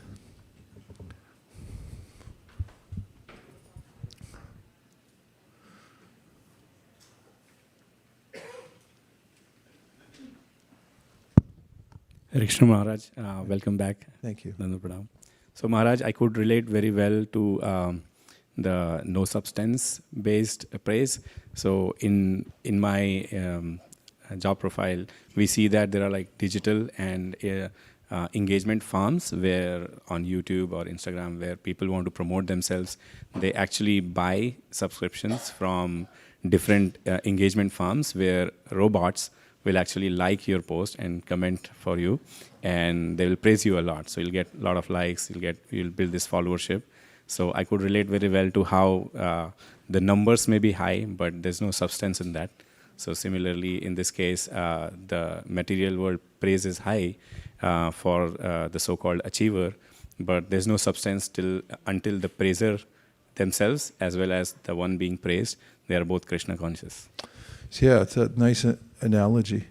You notice at the outset of the Bhagavatam, Shaunaka Rishi, who's an elder and a highly advanced devotee, is the one who speaks to Sutta Goswami.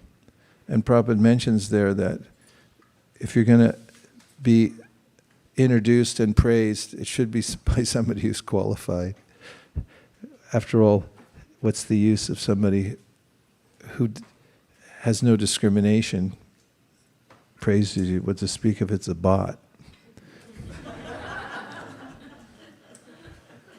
Okay, there was a couple more. Yes, Bhakti Tim, Paragarangi. I didn't even see her. Oh, Hare Krishna Guru Maharaj. Okay, yes, please. Thank you for the wonderful class today. This verse reminded me of the story of the spiritually enlightened son and the cloth merchant. I heard this on Wisdom of the Sages, and I'll try to retell it as best I can. Okay. But there was a wealthy cloth merchant who was absorbed in his business. He had sort of an ass-like mentality, and he would miss holidays, miss time with family, and be absorbed with crunching numbers, spend time alone at his desk, and not really associating with his family or friends. And the son had became worried about the welfare of his father, and the son was sort of a yogi, and he wanted to enlighten his father. So he took him, I guess in India they have like funeral pyres where they take lots of wood and then they burn bodies, and there's more than one, and so more than one fire going on, so it's quite an experience. And so he dragged his father away from the desk one day, and the father reluctantly came along. And he said, "Look, Dad, don't you see we're more than just these bodies?" And the dad, looking on at all the burning corpses, and he says, he's hearing the crackling of the bodies burning and watching the bodies turn into ash. And the dad's like, "Oh my gosh." And he's grabbing his face, and he's in total misery. He's like, "What am I doing? What am I doing?" And he's like, "Yes." The son's like, "Yes, Dad, don't you see? Don't you see?" And the dad's like, "Yes, I'm in the wrong business. I should have been in the lumber business." So it just I ruined it. So it just goes to show you that even though we know that death is just right around the corner, sometimes we're so immersed in our false ego and our duties that we get lost. Thank you much. Yeah, and then there's smashana vairagya. Smashana means ashes, and there's a way in which when people go, this is slight nuance to the story, but it has to do with the crematorium. It's well known when people go to a funeral, which is, you don't see that much here in America, but in India, when you see the body burning, there's a visceral reaction. I've noticed it. And Swargadwar in Puri, they have such a scene of many bodies being burnt at the same time. Foolishly, as a brahmachari, I took a picture of that and showed my mom when so, she said, never show me that again. It was a visceral reaction. In any case, there's a sense of vairagya, of course not in this fellow that you just mentioned, inveterately attached to making profit out of the material world. In Milton's Paradise Lost, there's a scene that's, if you haven't read the poem, it's a long one, so. But the angels have revolted against God and they're cast out of heaven, and they go into hell. There's a lake of fire there, and some of them are so interested in profiting from material nature and also enjoying the material world, they set up an operation because they find out from the lake of fire they can find some valuable metals that they can take out.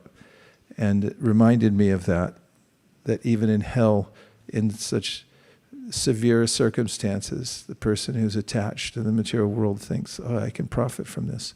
But on the other side, Smashana Vairagya is known that when you see the burning body and then you realize, oh God, the whole world's temporary. But 3 days later, like, yeah, okay, back into it. So there has to be a change of heart. And that's why Bhagavatam's necessary. Not only just a visceral reaction that lasts for 3 days, but there has to be a complete overhaul, a refinement of the heart that I only want the aesthetic of the spiritual world, and I'll do anything to revive my relationship with Krishna because I'm very clear that that's the only happiness of the soul. And until we have that intense eagerness for that, the material world is a siren. It's always calling to us. The siren, as in, there's some stories from antiquity about sirens would be these women. Their voices were so enchanting. When the captain took his ship past the island, and I know I'm not giving very many details, but the essence is there. Everyone would have to tie themselves to the ship, because otherwise they'd abandon ship and they hear the sound and they'd go for it because it was so enticing. And that's the plight of the soul in the material world. It hears about material enjoyment and thinks, no, I can do it. I need to stay here, even under severe conditions of being animal-like. And the effect of seeing a burning body, it lasts only for a few days. So that's why the complete course, medicinal course, has to be there, so that we come to the safe side, that we're no longer attracted by the material world. Not only that, nashobate jnanam alamdiram janam, because some people reach that position. Naishkarmyam apyachuta varbachar. They say, no more material world, I'm not going to involve myself in it, and no more fruitive activities. They understand that part of the material nature. Some others who are materialistically inclined, like the Karmakandis, the elevationists, they also understand how material nature works.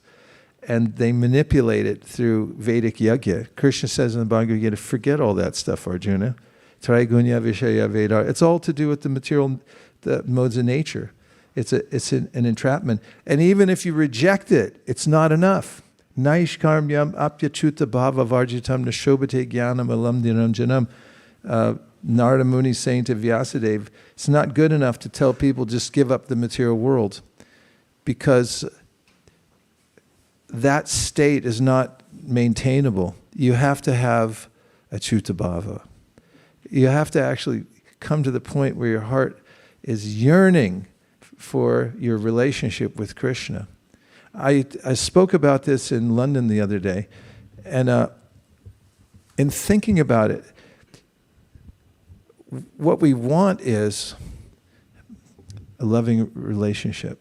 Nothing else with Krishna. Nothing else will do.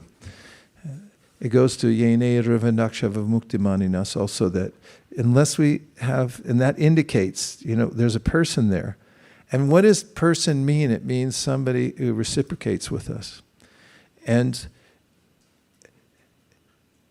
it's not even the beauty of Krishna, although that's unsurpassable, and we have to have that. Everyone's looking for it everywhere in this world, and they're not getting it. It comes and then they're so disappointed and become cynical. Like, see, it disappears. Attractive people actually become angry at them. Like if there's an attractive movie star, and then she starts to age, people become angry at her. It's like, why are you aging? Why stay the way you were? They become angry. They'll make harsh comments like, wear more makeup. Don't disillusion us by turning ugly and turning into ashes. We don't want that. So people want aesthetic beauty. But more than anything, people want a reciprocation that's real, because they can't trust any reciprocations here in this world. Even though they're loving and well-intentioned, nobody can hang on to it, and then it becomes even more torturous. But when they feel that Krishna specifically cares for them, not just in general to all living entities, and not that we're just part and parcel and we have nothing to do with the material world, but we have a very specific relationship with Krishna, and Krishna wants us more than we want him. If you've ever had that sense of wanting somebody, they don't want you, unrequited love is another topic. But when you realize that Krishna wants us more than we want him. So, naishkarmyam apyachuta bhavavarjitam. We have to have that sense that there's a loving relationship I have with Krishna, and that becomes our main interest in life. Then, whatever else we have to do in this world, get your work done. Don't lollygag. Get it done. But develop achyuta bhava at all costs, because that's the only thing that's real. And it's the only thing that will satisfy the soul, to have that achyuta bhava. Somebody else had a hand up question. Okay, Apara, and then Rifik, and who's on this? I have a from Mysore. Okay, yes, please. You had your hand up half an hour ago. Go ahead. Hare Krishna. Oh, is it audible now? Now it is. Oh, Pranam Guruji Maharaj. So I have a question on the similar lines of the materialistic world. So, how this world is designed, like if someone is good at their karma and they keep pursuing that, our world is designed as such that we reward that by materialistic stuff. That's how, the world is designed. So I think my question, the dilemma, the question that I have is regarding the dilemma that if we detach ourselves from the materialistic world, then how do you stay driven to pursue your karma and to excel at what you're doing? Because the world is designed as such that it is rewarded by materialistic stuff. And if you are good at what you're doing and that is being rewarded by materialistic stuff, then how do you stay detached to the materialistic world to continue, stay focused on your karma? What a great question, and well articulated. Thank you very much for that. Mm-hmm. In the Bhagavad Gita, Krishna says you should change your relationship with the world from thinking that it's my realm to manipulate, to thinking that everything in the world is paraphernalia to be used in Krishna's service. This is also in the Sri Ishopanishad, Ishavasam. Everything animate or inanimate within the universe is controlled by and owned by the Lord. One should therefore accept only those things necessary for oneself, which are set aside as one's quota, and one should not accept other things, knowing well to whom they belong. When we have the vision that I come into the world empty-handed, I leave empty-handed, nothing really belongs to me, then what's it for? Well, it's available for being used in service. Therefore, in the Gita, Krishna recommends that whatever we do, whatever we eat, whatever we offer or give away should be done as an offering to him. And when we have that intention strongly in our hearts, which is real wisdom, because nothing belongs to us in this world. If you get in an Uber and you say, hey, this is my new car, the Uber driver is going to drop you off really fast. because it's not your car. You're just you're being facilitated. So we're being facilitated in this world. So Krishna recommends Brahmanyadaya karmani sangam tyakva karodya. The person who's enlightened, who works, who's expert, they have good karma to fix something or to figure something out. They're empowered because they have that momentum from their past life. Fine. We don't deny that. Krishna doesn't deny it in the Gita. He says people have different kinds of talents. There's different categories of talents. They come in these 4 categories of those who are great thinkers, those who are great managers and protectors and warriors, those who know how to make money even if it's on the dark side of the moon. And then there's the people who are expert at serving others. And all of this comes by combinations of the material modes of nature, as you mentioned. You called it the karmas. So what Krishna says is, that's fine. We should recognize those. You have to live in a certain way in this world. You can't stop. But you should dedicate the result of that to God. Don't try to keep it for yourself. And someone may say, well, what's in it for me? Well, there's nothing in the material world for you. In the first place, if you come to that conclusion categorically, which Krishna tries to impress upon us in the Gita, he says, Abrahma bhuvana loka punar avartino arjuna, mamu, etc. He says, from topmost planet down to the lowest. You may think, well, what about in Carmel Valley? That may be a little different because it's Carmel Valley. I mean, it's California to start with, and then Carmel, and then Carmel Valley. That must be mine, and I could enjoy there. No, you can't. But if you do service there, you'll be happy. It's your state of consciousness wherever you go, Krishna says. And if you have that consciousness, you can do a better job. You can use your karmas more proficiently than anybody else. Why? Because what holds things up here in this world, as far as efficiency goes, is everyone wants to put their own stamp on it. I have to be recognized that this belongs to me. And now there's all kinds of books about how to be an enlightened leader, a leader with no name. There's one of the books with no title, leader with no title, etc., etc. And people are looking for this kind of understanding in the corporate world. Who's the best leader? The one who facilitates everybody, because they just want to do it for service. So that's what all of the Vedic Shastras, or I should say Bhagavad Gita, Srimad Bhagavatam, is leading us to how to live in the world without being overcome by it. But it doesn't mean that we slouch in a corner or that we become non-productive. On the contrary, become more productive. Who was the best warrior in the Mahabharata? It was Arjuna. And what was he fighting for? He was fighting for Krishna, not for himself. He had no vested interest.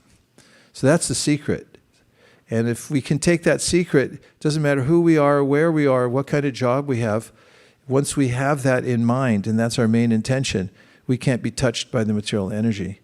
And not only do we become happy, but we also become more productive members of society. Bhaktivinoda Thakur was a pure devotee, but everybody wanted him because he was so expert at what he was doing. And he was also, read the last 6 verses in the 12th chapter of the Bhagavad Gita.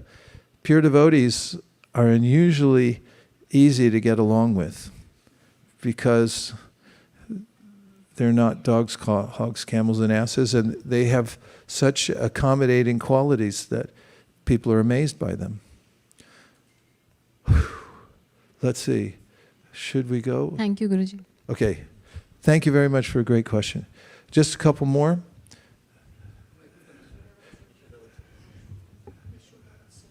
That's who's up there? I can't see anything. Okay, Yashoda Vatsal Prabhu, please go ahead. Hare Krishna, and Guru then Maharaj. Vaikuntha Nayaka. Okay, yes.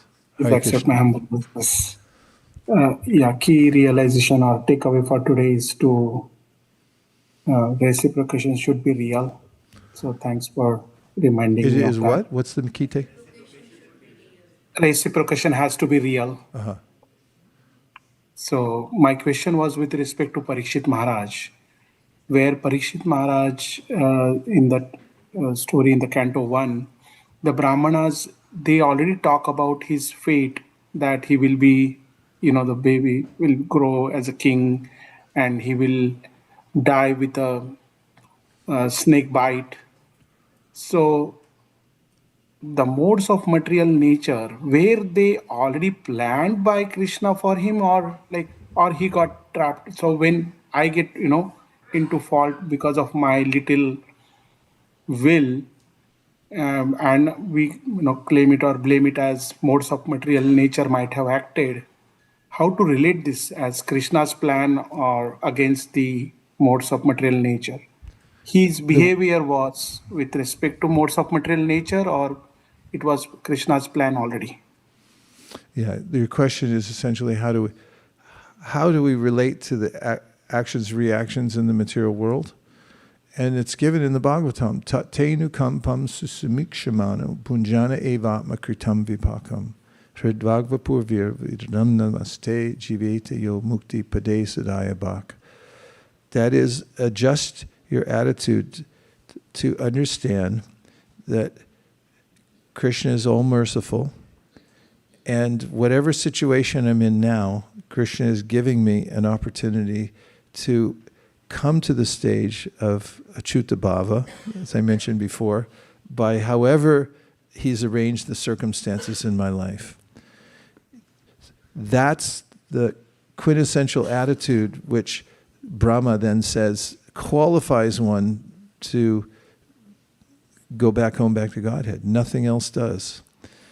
And so we should amend our attitude and see everything that happens to us within the scope of Krishna's mercy. It's happening by His grace. And if you're able to do that, then you're aligned with reality, and you're also eligible to go back home, back to Godhead. Atmakritam means because of the way I've moved before, now things are coming to me in a certain way, and it's Krishna's mercy to purify me.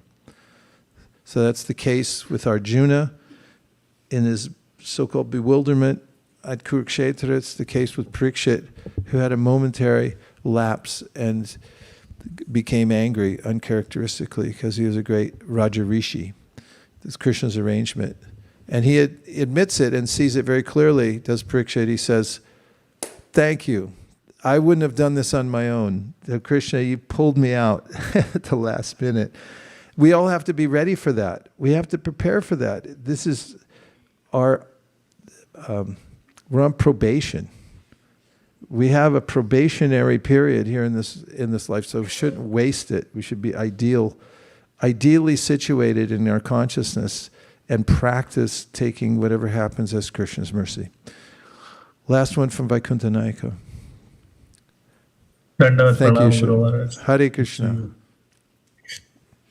Maharaj, I was hoping, this verse was a refreshing change. I'm glad you found it so. Now that's a good reaction, to hear the Bhagavatam and feel refreshed by a little slap upside the head. Okay, go ahead. Yeah. Because everyone is anyway sugarcoating stuff, and Prabhupada is actually jolting us out of our stupor, my stupor. Yeah. So I was wondering how there is that other shloka in the Bhagavad Gita, 17.15, I believe. It says that, okay, the speech should be truthful, non-agitating, and it should be pleasing.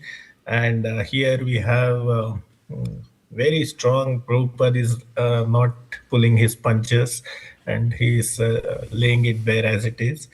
So I was wondering if you can share, like when we are sharing Krishna consciousness with others, how do we put this balance? When do we go the Bhagavad Gita shloka way? When do we actually tell it way Prabhupada is telling us here? is it going to offend more people and take them away, or is this the truth? Is it going to bring them closer? How do we decide? What's required is heartfelt sensitivity when dealing with any living entity, to try to assess their necessity and their personality. When we were just in Italy, we were staying in a restored villa. It was just recently restored, like 5 minutes before we got in it.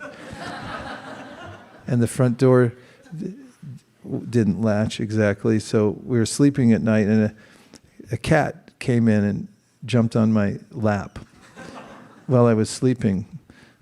And it was near Kulawaka. Hey, there's a cat on you. I woke up and I was like, hi, kitty. And,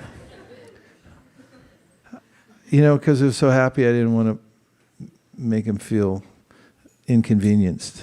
He's such a nice cat. He's like, and so, I very gently wrapped him in the blanket that was there, and I carried him out and said, I love you and everything like that, but it's probably not going to work out.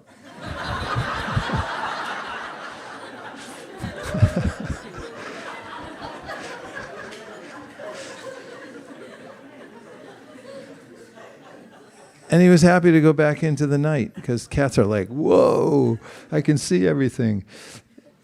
And, if it had been a tiger in there, I might have talked to him a little differently. But he's a little kitty, and he was happy, and he was purring and stuff like that. So I put him out, but I said, I'm sorry, I love you and everything, but just it's not the right time. And in a similar way, we have to judge people's countenances and their characters. Are they? If we have the intention, this is called mukhya prasadad. What comes out of our mouth should be merciful. And that doesn't mean that we're nicey-nicey to everybody and just give them accolades even though they don't deserve it. But we should be very aware of how to administer the advice so that people can get the best benefit out of it. That's called bedside manner. Like doctors who know how to care for a patient and are aware of the trauma that the person's going through mentally, if they have a severe illness or something like that, they're compassionate in the way they talk to people. So we have to have realization of how people are feeling and what they can handle. So this is a Saturday morning class, Bhagavatam, everyone signed up for it. And so nice to have a little dose, right? It's bracing. It may not be the first thing you pick if you go to a university or something for the first time. It's like, y'all's going to hell. And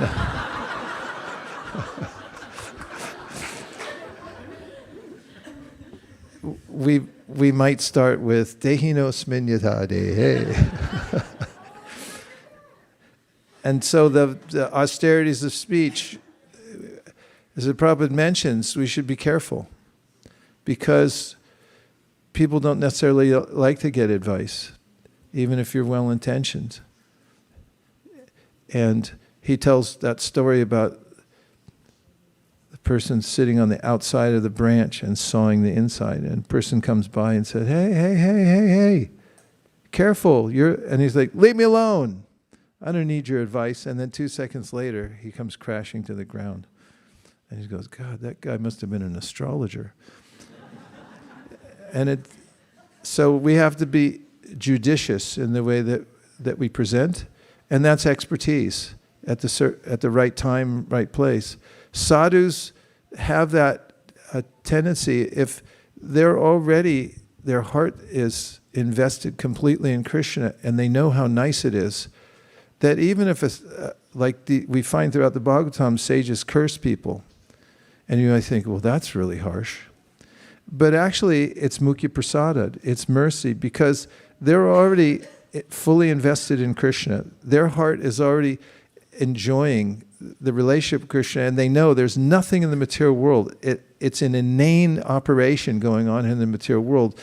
And when they curse somebody, what comes out is their consciousness. And you notice everything is precipitated in Bhagavatam. Every major story, there's some kind of curse. And because when the curse is uttered by a person whose heart is pure, then the result is that that person gets elevation.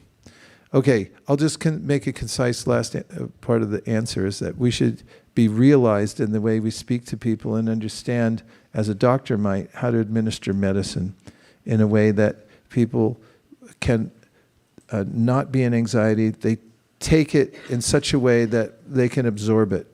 And some scriptural evidence for this is when Chaitanya Mahaprabhu went to meet with Prakashananda Saraswati. He came in and he was very humble. He first set the stage by, amongst those who are Mayavadi sannyasis, who are very full of themselves in the sense of like, we're Narayan already. Then he sat down in the lowest place in the room. That was the first place. First thing is you have to present yourself in a way that people will appreciate you. Next thing, Prakashananda came over and extended his hand and said, please, come sit with us. And Prabhupada mentions there that did Prakashananda Agata Sukriti. He got great benefit from that, from Mahaprabhu's staging that. And then Prabhupada says, people are already inimical. Don't make them more inimical. You should be able to present Krishna consciousness in such a way that they'll be able to appreciate it. So that comes down to first canto, 4th chapter, 1st verse in the purport. Prabhupada said that means you have to be realized. You know how to speak what the acharyas speak, but you have to understand your audience and say it in such a way that they'll be able to understand it and assimilate it. Om Tat Sat. Thank you very much, everybody, for coming out this morning. And it's just such a pleasure to be back here at ISV. Thank you, Shastra Sarpra. This is very heartfelt because of many reasons, but one of them is that we've got something going on here.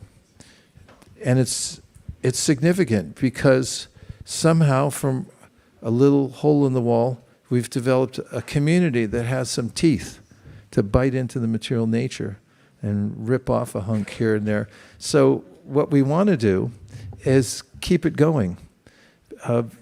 Keep the transcendental vibration going so that you have potency, and let's work together to expand and overflood the Bay Area and the rest of the world in ways that will please Krishna and Srila Prabhupada. That's what you're all doing, so keep up the great work, and thank you for such a heartfelt welcome for us coming back from far-flung places. Dear Srila Prabhupada, dear Shri Chaitanya Mahaprabhu, Shri Shri Panchatattva, Shri Shri Radha Madan Mohan, Shri Shri Lakshmi Nrsimhadev, if you so desire, please empower us to be non-envious so that we can work together in such a way that we can excel in spreading Krishna consciousness and offer the results to Srila Prabhupada and then dance in ecstasy for having achieved the impossible here in the material world. Thank you for considering our request. And now we have a special announcement. Prabhu, would you like to say anything about the Bhaktivinoda Thakur month? Yes. We're making an audible at the line of scrimmage, and we're calling the month, this month? This month is hereby designated as Bhaktivinoda Thakur month. Now, the reason is that his disappearance day is this day, and one of the focal points of our entire campaign started by us aiming towards Bhaktivinoda Thakur's disappearance day because of many things, which I won't go into right now, except for there's nobody better than Bhaktivinoda Thakur. And we want to dedicate this whole month to him throughout. So whatever we're doing this month, please consider that we're doing it by the merciful glance of Bhaktivinoda Thakur, and we're trying to offer him something. And we'll give more details about how that's going to work this month, but don't worry, because it's going to be a great month. You thought Purushottam Mas was good. This is 1,000 times better because it's Bhaktivinoda Thakur, who's pure devotee, who restored the Sankirtan movement, and we're going to take shelter of him this month. And we have a few very specific ideas which are so interesting and effective that I don't know if you'll be able to sleep once you hear it, but we're going to reveal it in the next 48 hours, 24 hours, 12 hours, 30 seconds. You're going to say it now? Okay, go ahead. Hare Krishna. So as Prabhu was mentioning, this is the Bhaktivinoda Thakur month. And we have been talking about, this is all aligned with our goal for the Bhadra Purnima, which is overall throughout the world, the goal is 100,008 Srimad Bhagavatams to be distributed. And here at ISV, it is 7,000, at least 7,301 Srimad Bhagavatam sets. And in preparation to that, as Prabhu was mentioning about Bhaktivinoda Thakur, we want everyone in this congregation, everyone means everyone including all the kids, and Prabhu was mentioning about animals, dogs, pets, everyone. Everyone to be included in this one, to be able to get the mercy of Bhaktivinoda Thakur. So today we are launching a campaign that it will be revealed soon, and we want you to sign up on our new website, not new website, but it's a website which can actually track how many sets of Bhagavatams you distributed. You have a dashboard, and then how many people have you influenced to distribute a set of Srimad Bhagavatam. So it's not just about you. It's also about how you're including others and influencing others. So this is your giving tree or your influence tree that you can see it's growing. And we have a tree that will be displayed soon as well. So the goal is you sign up. This whole month of July is dedicated to that, to Bhaktivinoda Thakur. Not only you sign up, but how many people can you influence to sign up to distribute at least one set of Srimad Bhagavatam. And I don't know if you heard about a presentation that His Grace Vaisesika Prabhu gave like many days ago, that it's simple. You just have to turn off your switch. There's a switch in the back, Prabhu says. You just have to turn it off, saying that what will they think, or what is it going to be, how is it going to be. Just turn off that switch and then just say your friends, your family members, your boss, your colleagues, whoever it may be, just tell them that we are doing a campaign to distribute at least 100,008 Srimad Bhagavatam sets. And we are doing this because we want to increase auspiciousness for you and the entire world. So would you please help participate in this campaign? And they will always say, and I have evidences that they will say, yes, I want to participate. And they will ask, what should I do? Say, ask someone else that you know. Either you give them a Bhagavatam set as a gift, or you can ask them to take a set that you can read with them together, or anything. And they will say, that's really easy. And they will sign up. And I have evidences of those who signed up as well. So it's very simple. Don't worry about what they will say. They will always say yes. You just have to try. So please sign up for this one, and that you distribute one set yourself, and just at least influence one more person to distribute a set of Srimad Bhagavatam. And by the end of July, we want at least 3,000 devotees, 3,000 people distributing Srimad Bhagavatam sets. So we also wanted to show, yes, Prabhu, you want to say? Just say, think in terms of participation. Don't worry about the result. As Malini is pointing out, the result will come of its own accord. All you have to do is participate. So our real goal is to have at least 3,000 devotees participate. And the way to participate is to first sign up, and then you can figure out the rest later. It'll happen naturally. Should we show the website now? Yes, please. Yeah. Now, we have a traveling Sankirtan team in Portland. That's Mukaravinda Prabhu, Krishna Saka Prabhu, Haldarupa Prabhu, if you can focus on them. And Haldarupa Prabhu will share the website from his screen, if you can give him the sharing permissions. And then he will show you how simple it is to just sign up. and just enter your name.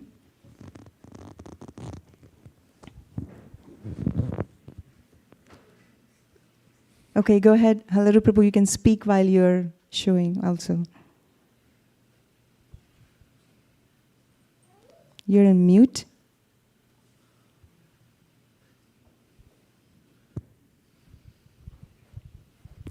And we can't see very well on the screen here.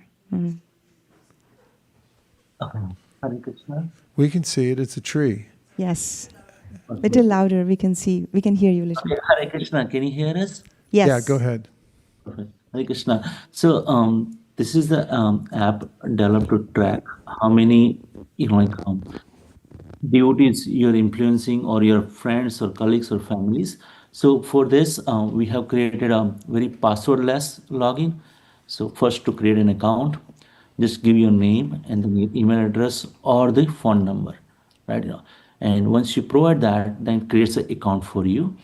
And once the account is created, now let's say you're going back to login, all you need is give your phone number, email address, and then that will give the confirmation code or security code, which is called OTP, in your email or phone, and you just enter that as a next. So let me see here. I'm giving my phone number, and I just say, okay, one-time password, and I get right away, that number, and I enter it here. So it's also one way is most secure, and once you log into this system, let's look at this is what the landing page looks like. And by the way, this is very first version of this. We are making a lot of improvements in this. So here on the home page, this is an influence tree, and how you have the different number of sets you have done it. This is summary here. If you can see, there are total 6 sets is distributed. I have influenced or inspired one person.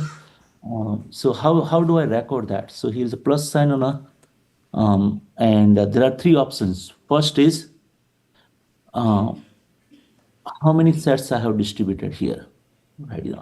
Second option is how, if I have inspired someone, I can also log in that person here. So let's say if I inspire to, Bhakta Shyam as an example, then I can enter, let's go to that, I can enter the, here, okay, I influence and inspire the Bhakta Shyam, so I can enter the number, his phone number, and the number of sets he's, willing to do it, or he has done it. So let's say he's done 1, and I enter his number. That records under my, tree branch, saying that, okay, I have 1 person I influence. Now, this is one way I can enter that, and same time, Bhakta Shyam also gets an invitation. Hey, join this influence tree, and he can log in through his phone number. And if he log, another person, inspire another one, so that will come under my branch. So I can see the summary of how is multi-level, this influence is really working. So that's a one system feature. Other system feature is I want to really just log my own, Srimad Bhagavatam sets, how many I have distributed. And I can log in those and just log my distribution. So it just adds now 16. So this number will roll up. So we want to see how it's roll up always to ISV. And all the influence person also will, you will be able to see how many they have distributed, and those will be rolled up here. I'll pause here for any questions and thoughts. Mataji, feel free to add. There is one more option. There's also what is your number. We also integrated the number of pages of Srimad Bhagavatam which you want to read until September, until the Bhadra Purnima. So that also you can enter here. So it's your personalized portal to see how you're doing, how your influence tree is growing. So this will be sent out with the QR code for everybody to sign up. So please do sign up. And please help Bhaktivinoda Thakur as well.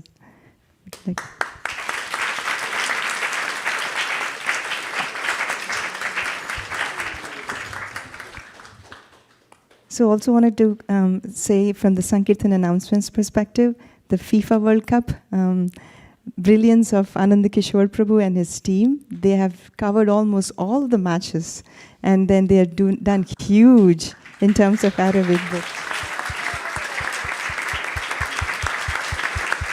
Sadhu, sadhu. Bhalo, bhalo.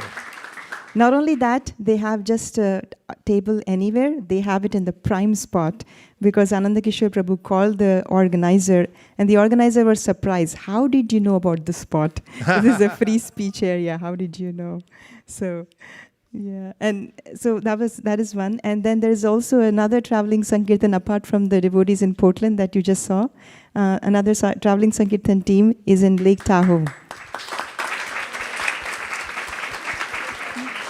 I don't think they're on the screen, but it's Adinath Krishna. Oh, they're there. Kautakarna Prabhu and Adinath Krishna Prabhu also on the screen. A lot of devotees traveling, and everywhere they're going, they're distributing sets of Srimad Bhagavatam and influencing others to take. So please participate in this campaign. How big is their tree? Is their tree getting bigger? Who's the Kautakarna Prabhu's? Yeah. Theirs is probably now overflowing. I really like the idea because when we have a sense of influencing others to participate, it's giving us a lot more capacity. So oftentimes it becomes concentrated within our own circle, but if you think of people anywhere in the world, somebody you might have known that has some interest, and you can spark that interest by telling them that there's a project going on right now to distribute 100,008 sets of Srimad Bhagavatam. Oh, that's all you have to tell them. And then say, I thought of you, and can I add you to my tree? And then you can put them in there, and you can grow your tree like that for Bhaktivinoda Thakur. Brilliant. Thank you very much. Hare Krishna. And now we have our keynote speaker lined up for this morning, and we'll rearrange the room. Within 3 minutes, we'll begin the next talk. Thank you very much. Hare Krishna.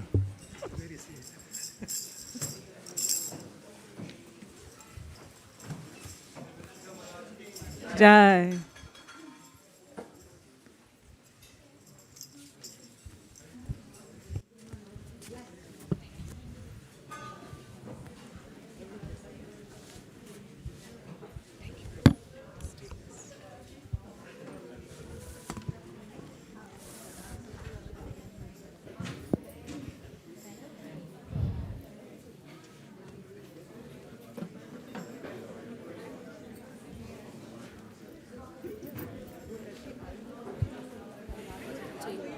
Oh, thank you.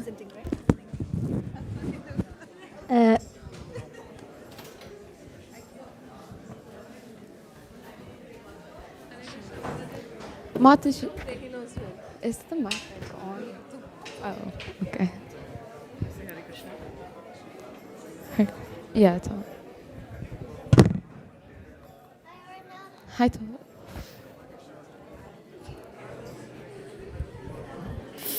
Hare Krishna, everybody. Thank you so much, dear Guru Maharaj, for such a wonderful class this morning. It's not an ordinary verse, and like you said, this is an advanced topic, not for everybody. So thank you for the privilege of hearing Srimad Bhagavatam from Prabhupada's very wonderful purport to wake us up, and being the 4th of July and the 250th birthday of America, I think it's a wonderful way to start and appreciate Srila Prabhupada brought this movement to America, and then from here it spread all over the world by the will of the Lord, by the will of Lord Chaitanya. And this knowledge, in my personal life, I remember the first book that I read was The Journey of Self-Discovery, and it was actually an interview with Prabhupada, and the conversation actually was exactly at this point when Prabhupada said that there are 4 defects and 4 miseries, and what makes spiritual knowledge stand out was the truth. Prabhupada was so bold, he did not hesitate to speak the truth. And he was very, straightforward. And that actually touched my heart because, it's the absolute truth. And it's rare. So I'm very grateful that this verse is also one of those truths which we should all keep to our heart and remind us of not going into those lower modes, not being influenced by those who are affected by those modes. So today's topic actually is going to be how is Srimad Bhagavatam non-different than Lord Krishna? And Arna is going to present that.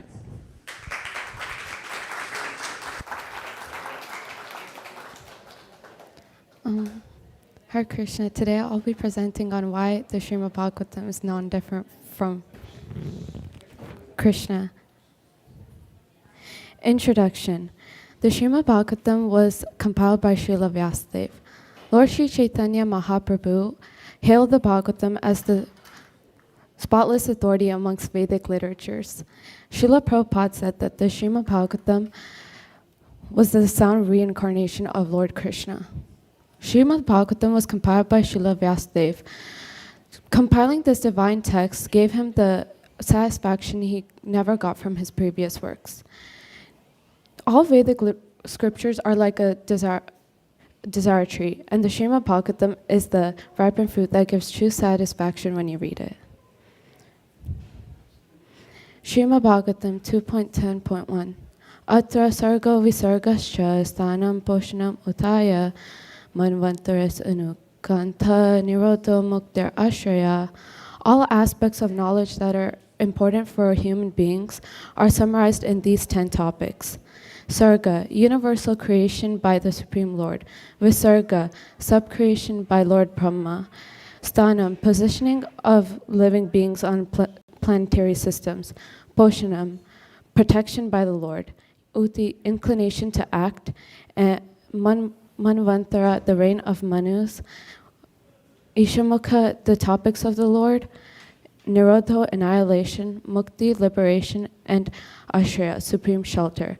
These 10 topics are summarized throughout the entire Bhagavatam, with each topic more vividly described in each canto. The story of Uddhava and Lord Krishna. Uddhava was a dear friend and close cousin of Lord Krishna. One pastime of them was when Lord Krishna was about to leave the earth, and Uddhava was deeply saddened by his departure. He asked how the people of Kali Yuga would receive spiritual guidance. Lord Krishna then replied, saying that he would come in the form of Srimad Bhagavatam, which contained his teachings, qualities, and pastimes, making it non-different from him.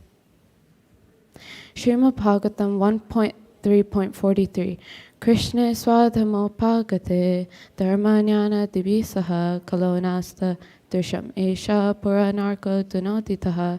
This Bhagavad Puran is as brilliant as the sun, and has arisen just after the departure of Lord Krishna to his own abode, accompanied by religion, knowledge, etc. Persons who have lost their vision due to the dense darkness of ignorance in the age of Kali shall get light from this Puran. What we can learn from this verse is that the Lord's guidance never disappears, but simply changes form. We can access Lord Krishna through sacred sound and literature. Srimad Bhagavatam in a nutshell. The Srimad Bhagavatam is the literal form of Lord Krishna in Kali Yuga. Each of the 12 cantos represent a specific limb in the Lord's divine body. This guides the reader's meditation down from his lotus feet to his head. The first 2 cantos represent his 2 lotus feet. The third and fourth represent his thighs. The 5th canto represents his navel. The 6th canto represents his chest. Canto 7 and 8 represent his 2 arms. Canto 9 represents his throat. Canto 10 represents his lotus face. Canto 11 represents his forehead. And finally, Canto 12 represents his entire head. Srimad Bhagavatam 12.3.13 Proshtapadyam Ponarmasyam Hemha Simha Samanvitam Dadati Yo Bhagavatam Sayati Paramam Gatim. If on the full moon of the day of the month Bhadra one places Srimad Bhagavatam on a golden throne and gives it as a gift, he will attain the supreme transcendental destination. The month of Bhadra appears as the month of Rishikesha on our Vaishnava calendar. Presenting the Srimad Bhagavatam anytime on a golden throne or not is sure to bring us eternal spiritual rewards. The Bhakti Vedanta Book Trust, as envisioned by our founding Acharya Srila Prabhupada, promotes the distribution of Srimad Bhagavatam sets each year worldwide on a mass scale. The Bhadra Purnima campaign. The I encourage all of you to support each and every devotee that's a part of this campaign in distributing 108,000 Bhagavatam sets across the world. So let us all put in our effort, even just to do one Bhagavatam set, so we are sure to go back to Godhead by the mercy of our parampara. Conclusion. The Srimad Bhagavatam is a pure and divine scripture that brings Lord Krishna's teachings to guide us in this age of Kali. By hearing and reading the Srimad Bhagavatam, we can connect with the Lord and grow in devotion and understanding. By distributing the Srimad Bhagavatam, our destination back to Godhead is guaranteed. Hare Krishna, thank you for listening.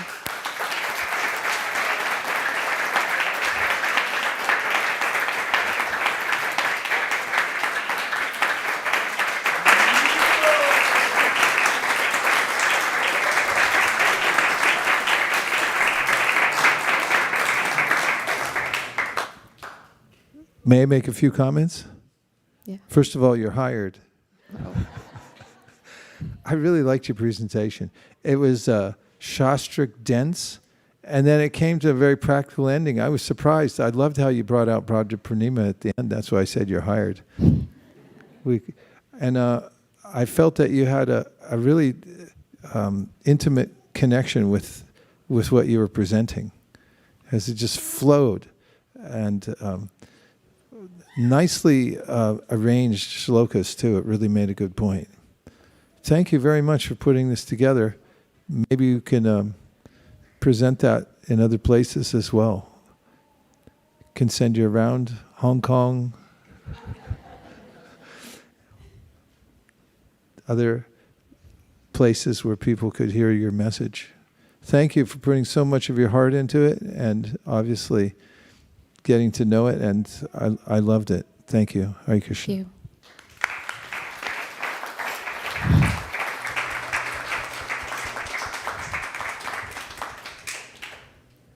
Thank you so much, Maharaj, for your encouragement.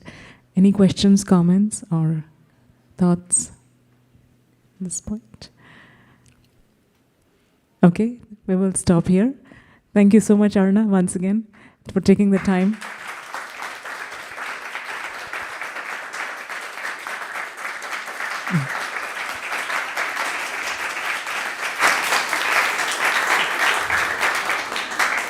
I want to thank the parents. Devi Kumari Mataji has always been there for us for Sunday school and many other services that she does for this temple. And of course, supported by her Prabhu, and younger sister Rahini is also in Kaishara, so she'll be presenting soon as well. So looking forward to that. Thank you. I'll now hand over to Bhakti community for the next set of announcements.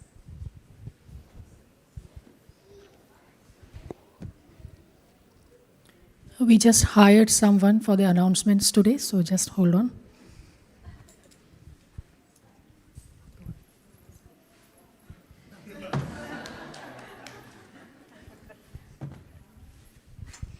Hare Krishna Gita Priya. Every Saturday we go on book distribution, right? Yeah. So here's one way to make it even more sweeter, by making the newcomers join Bhakti community. By joining them to Bhakti community, we can keep up with them so they can eventually become a greater devotee. Here's how to connect them to Bhakti community. You go to the Bhakti community website and then ask them for their name, number, and email, and then click the sign in button. Then we can keep in track with them.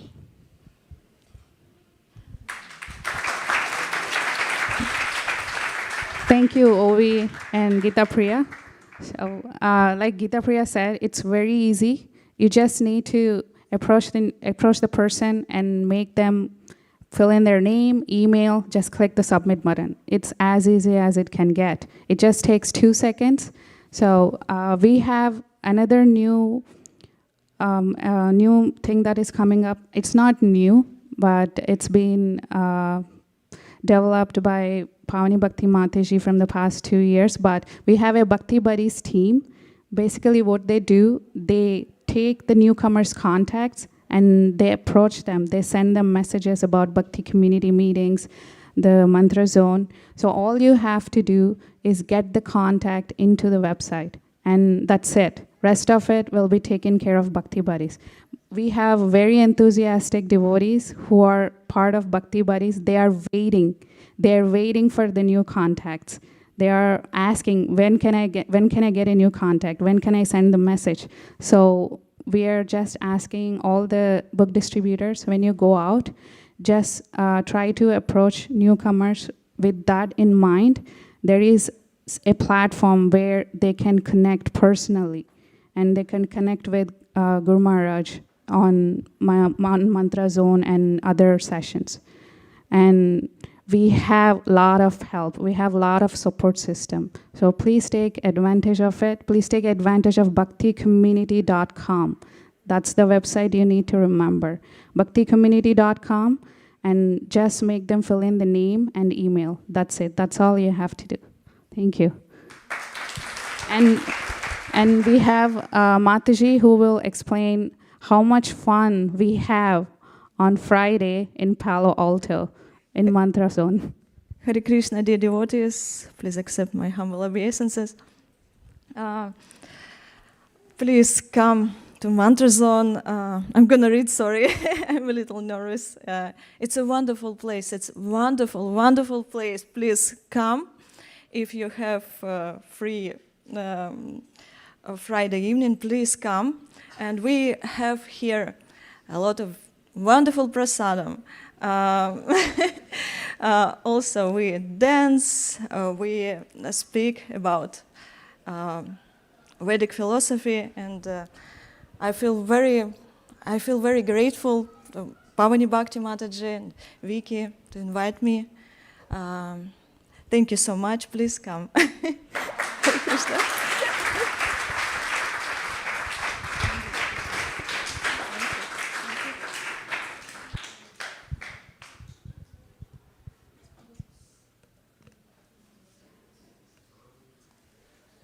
Malini is here for any announcements. We okay? Yeah, she went to China. We're in the final stretch for Vajra Purnima. And all over the world, devotees have risen to the occasion. We're seeing multiples of the banner photos coming in from every continent of the world. My interactions with leaders on different continents are noticeably at a higher pitch than usual. Somehow it's caught the imagination of the devotees. But it doesn't mean we take it for granted that it's going to happen. It's like an election. You can never take it for granted. You have to go all the way past the finish line. I can tell you that at ISV we've developed such a capacity that we're doing more in this one temple. At least our pledge is more than most continents or many continents put together. So we have a large portion to produce, and if we do our part, then we'll feel greatly satisfied.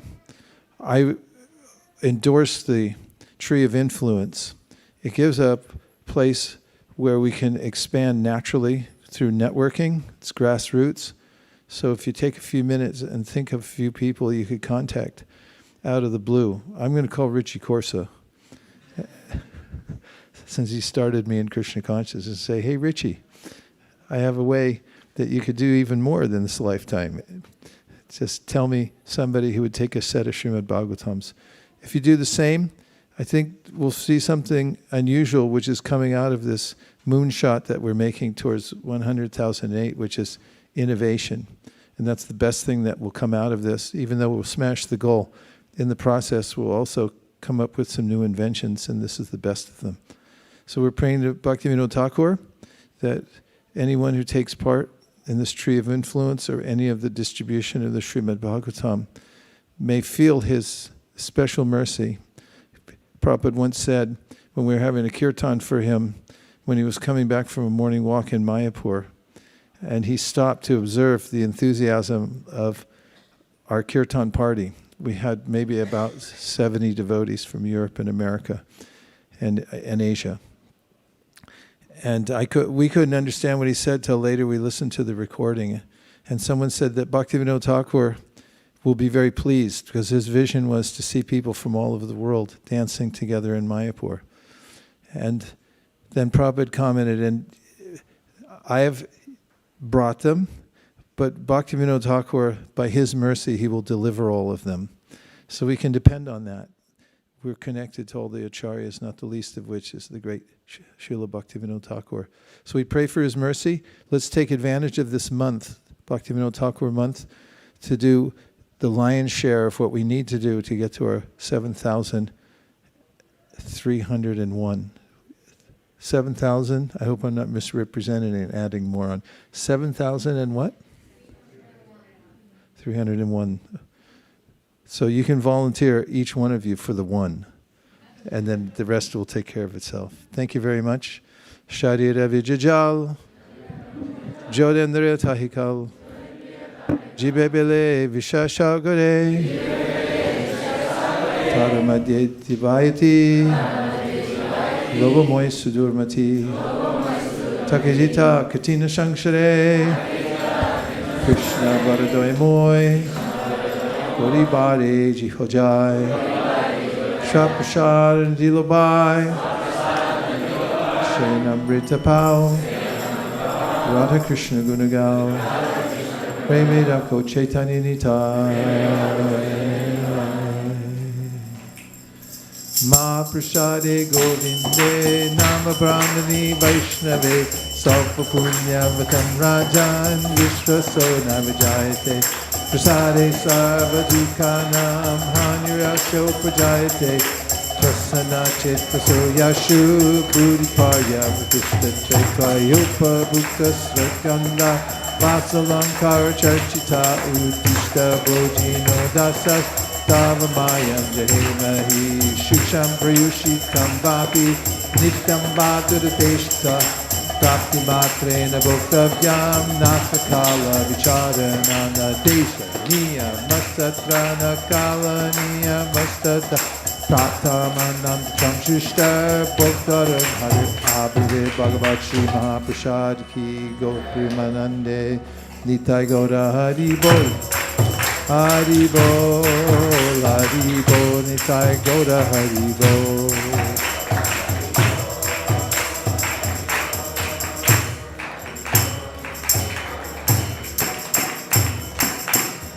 Please come take prasadam. Hare Krishna.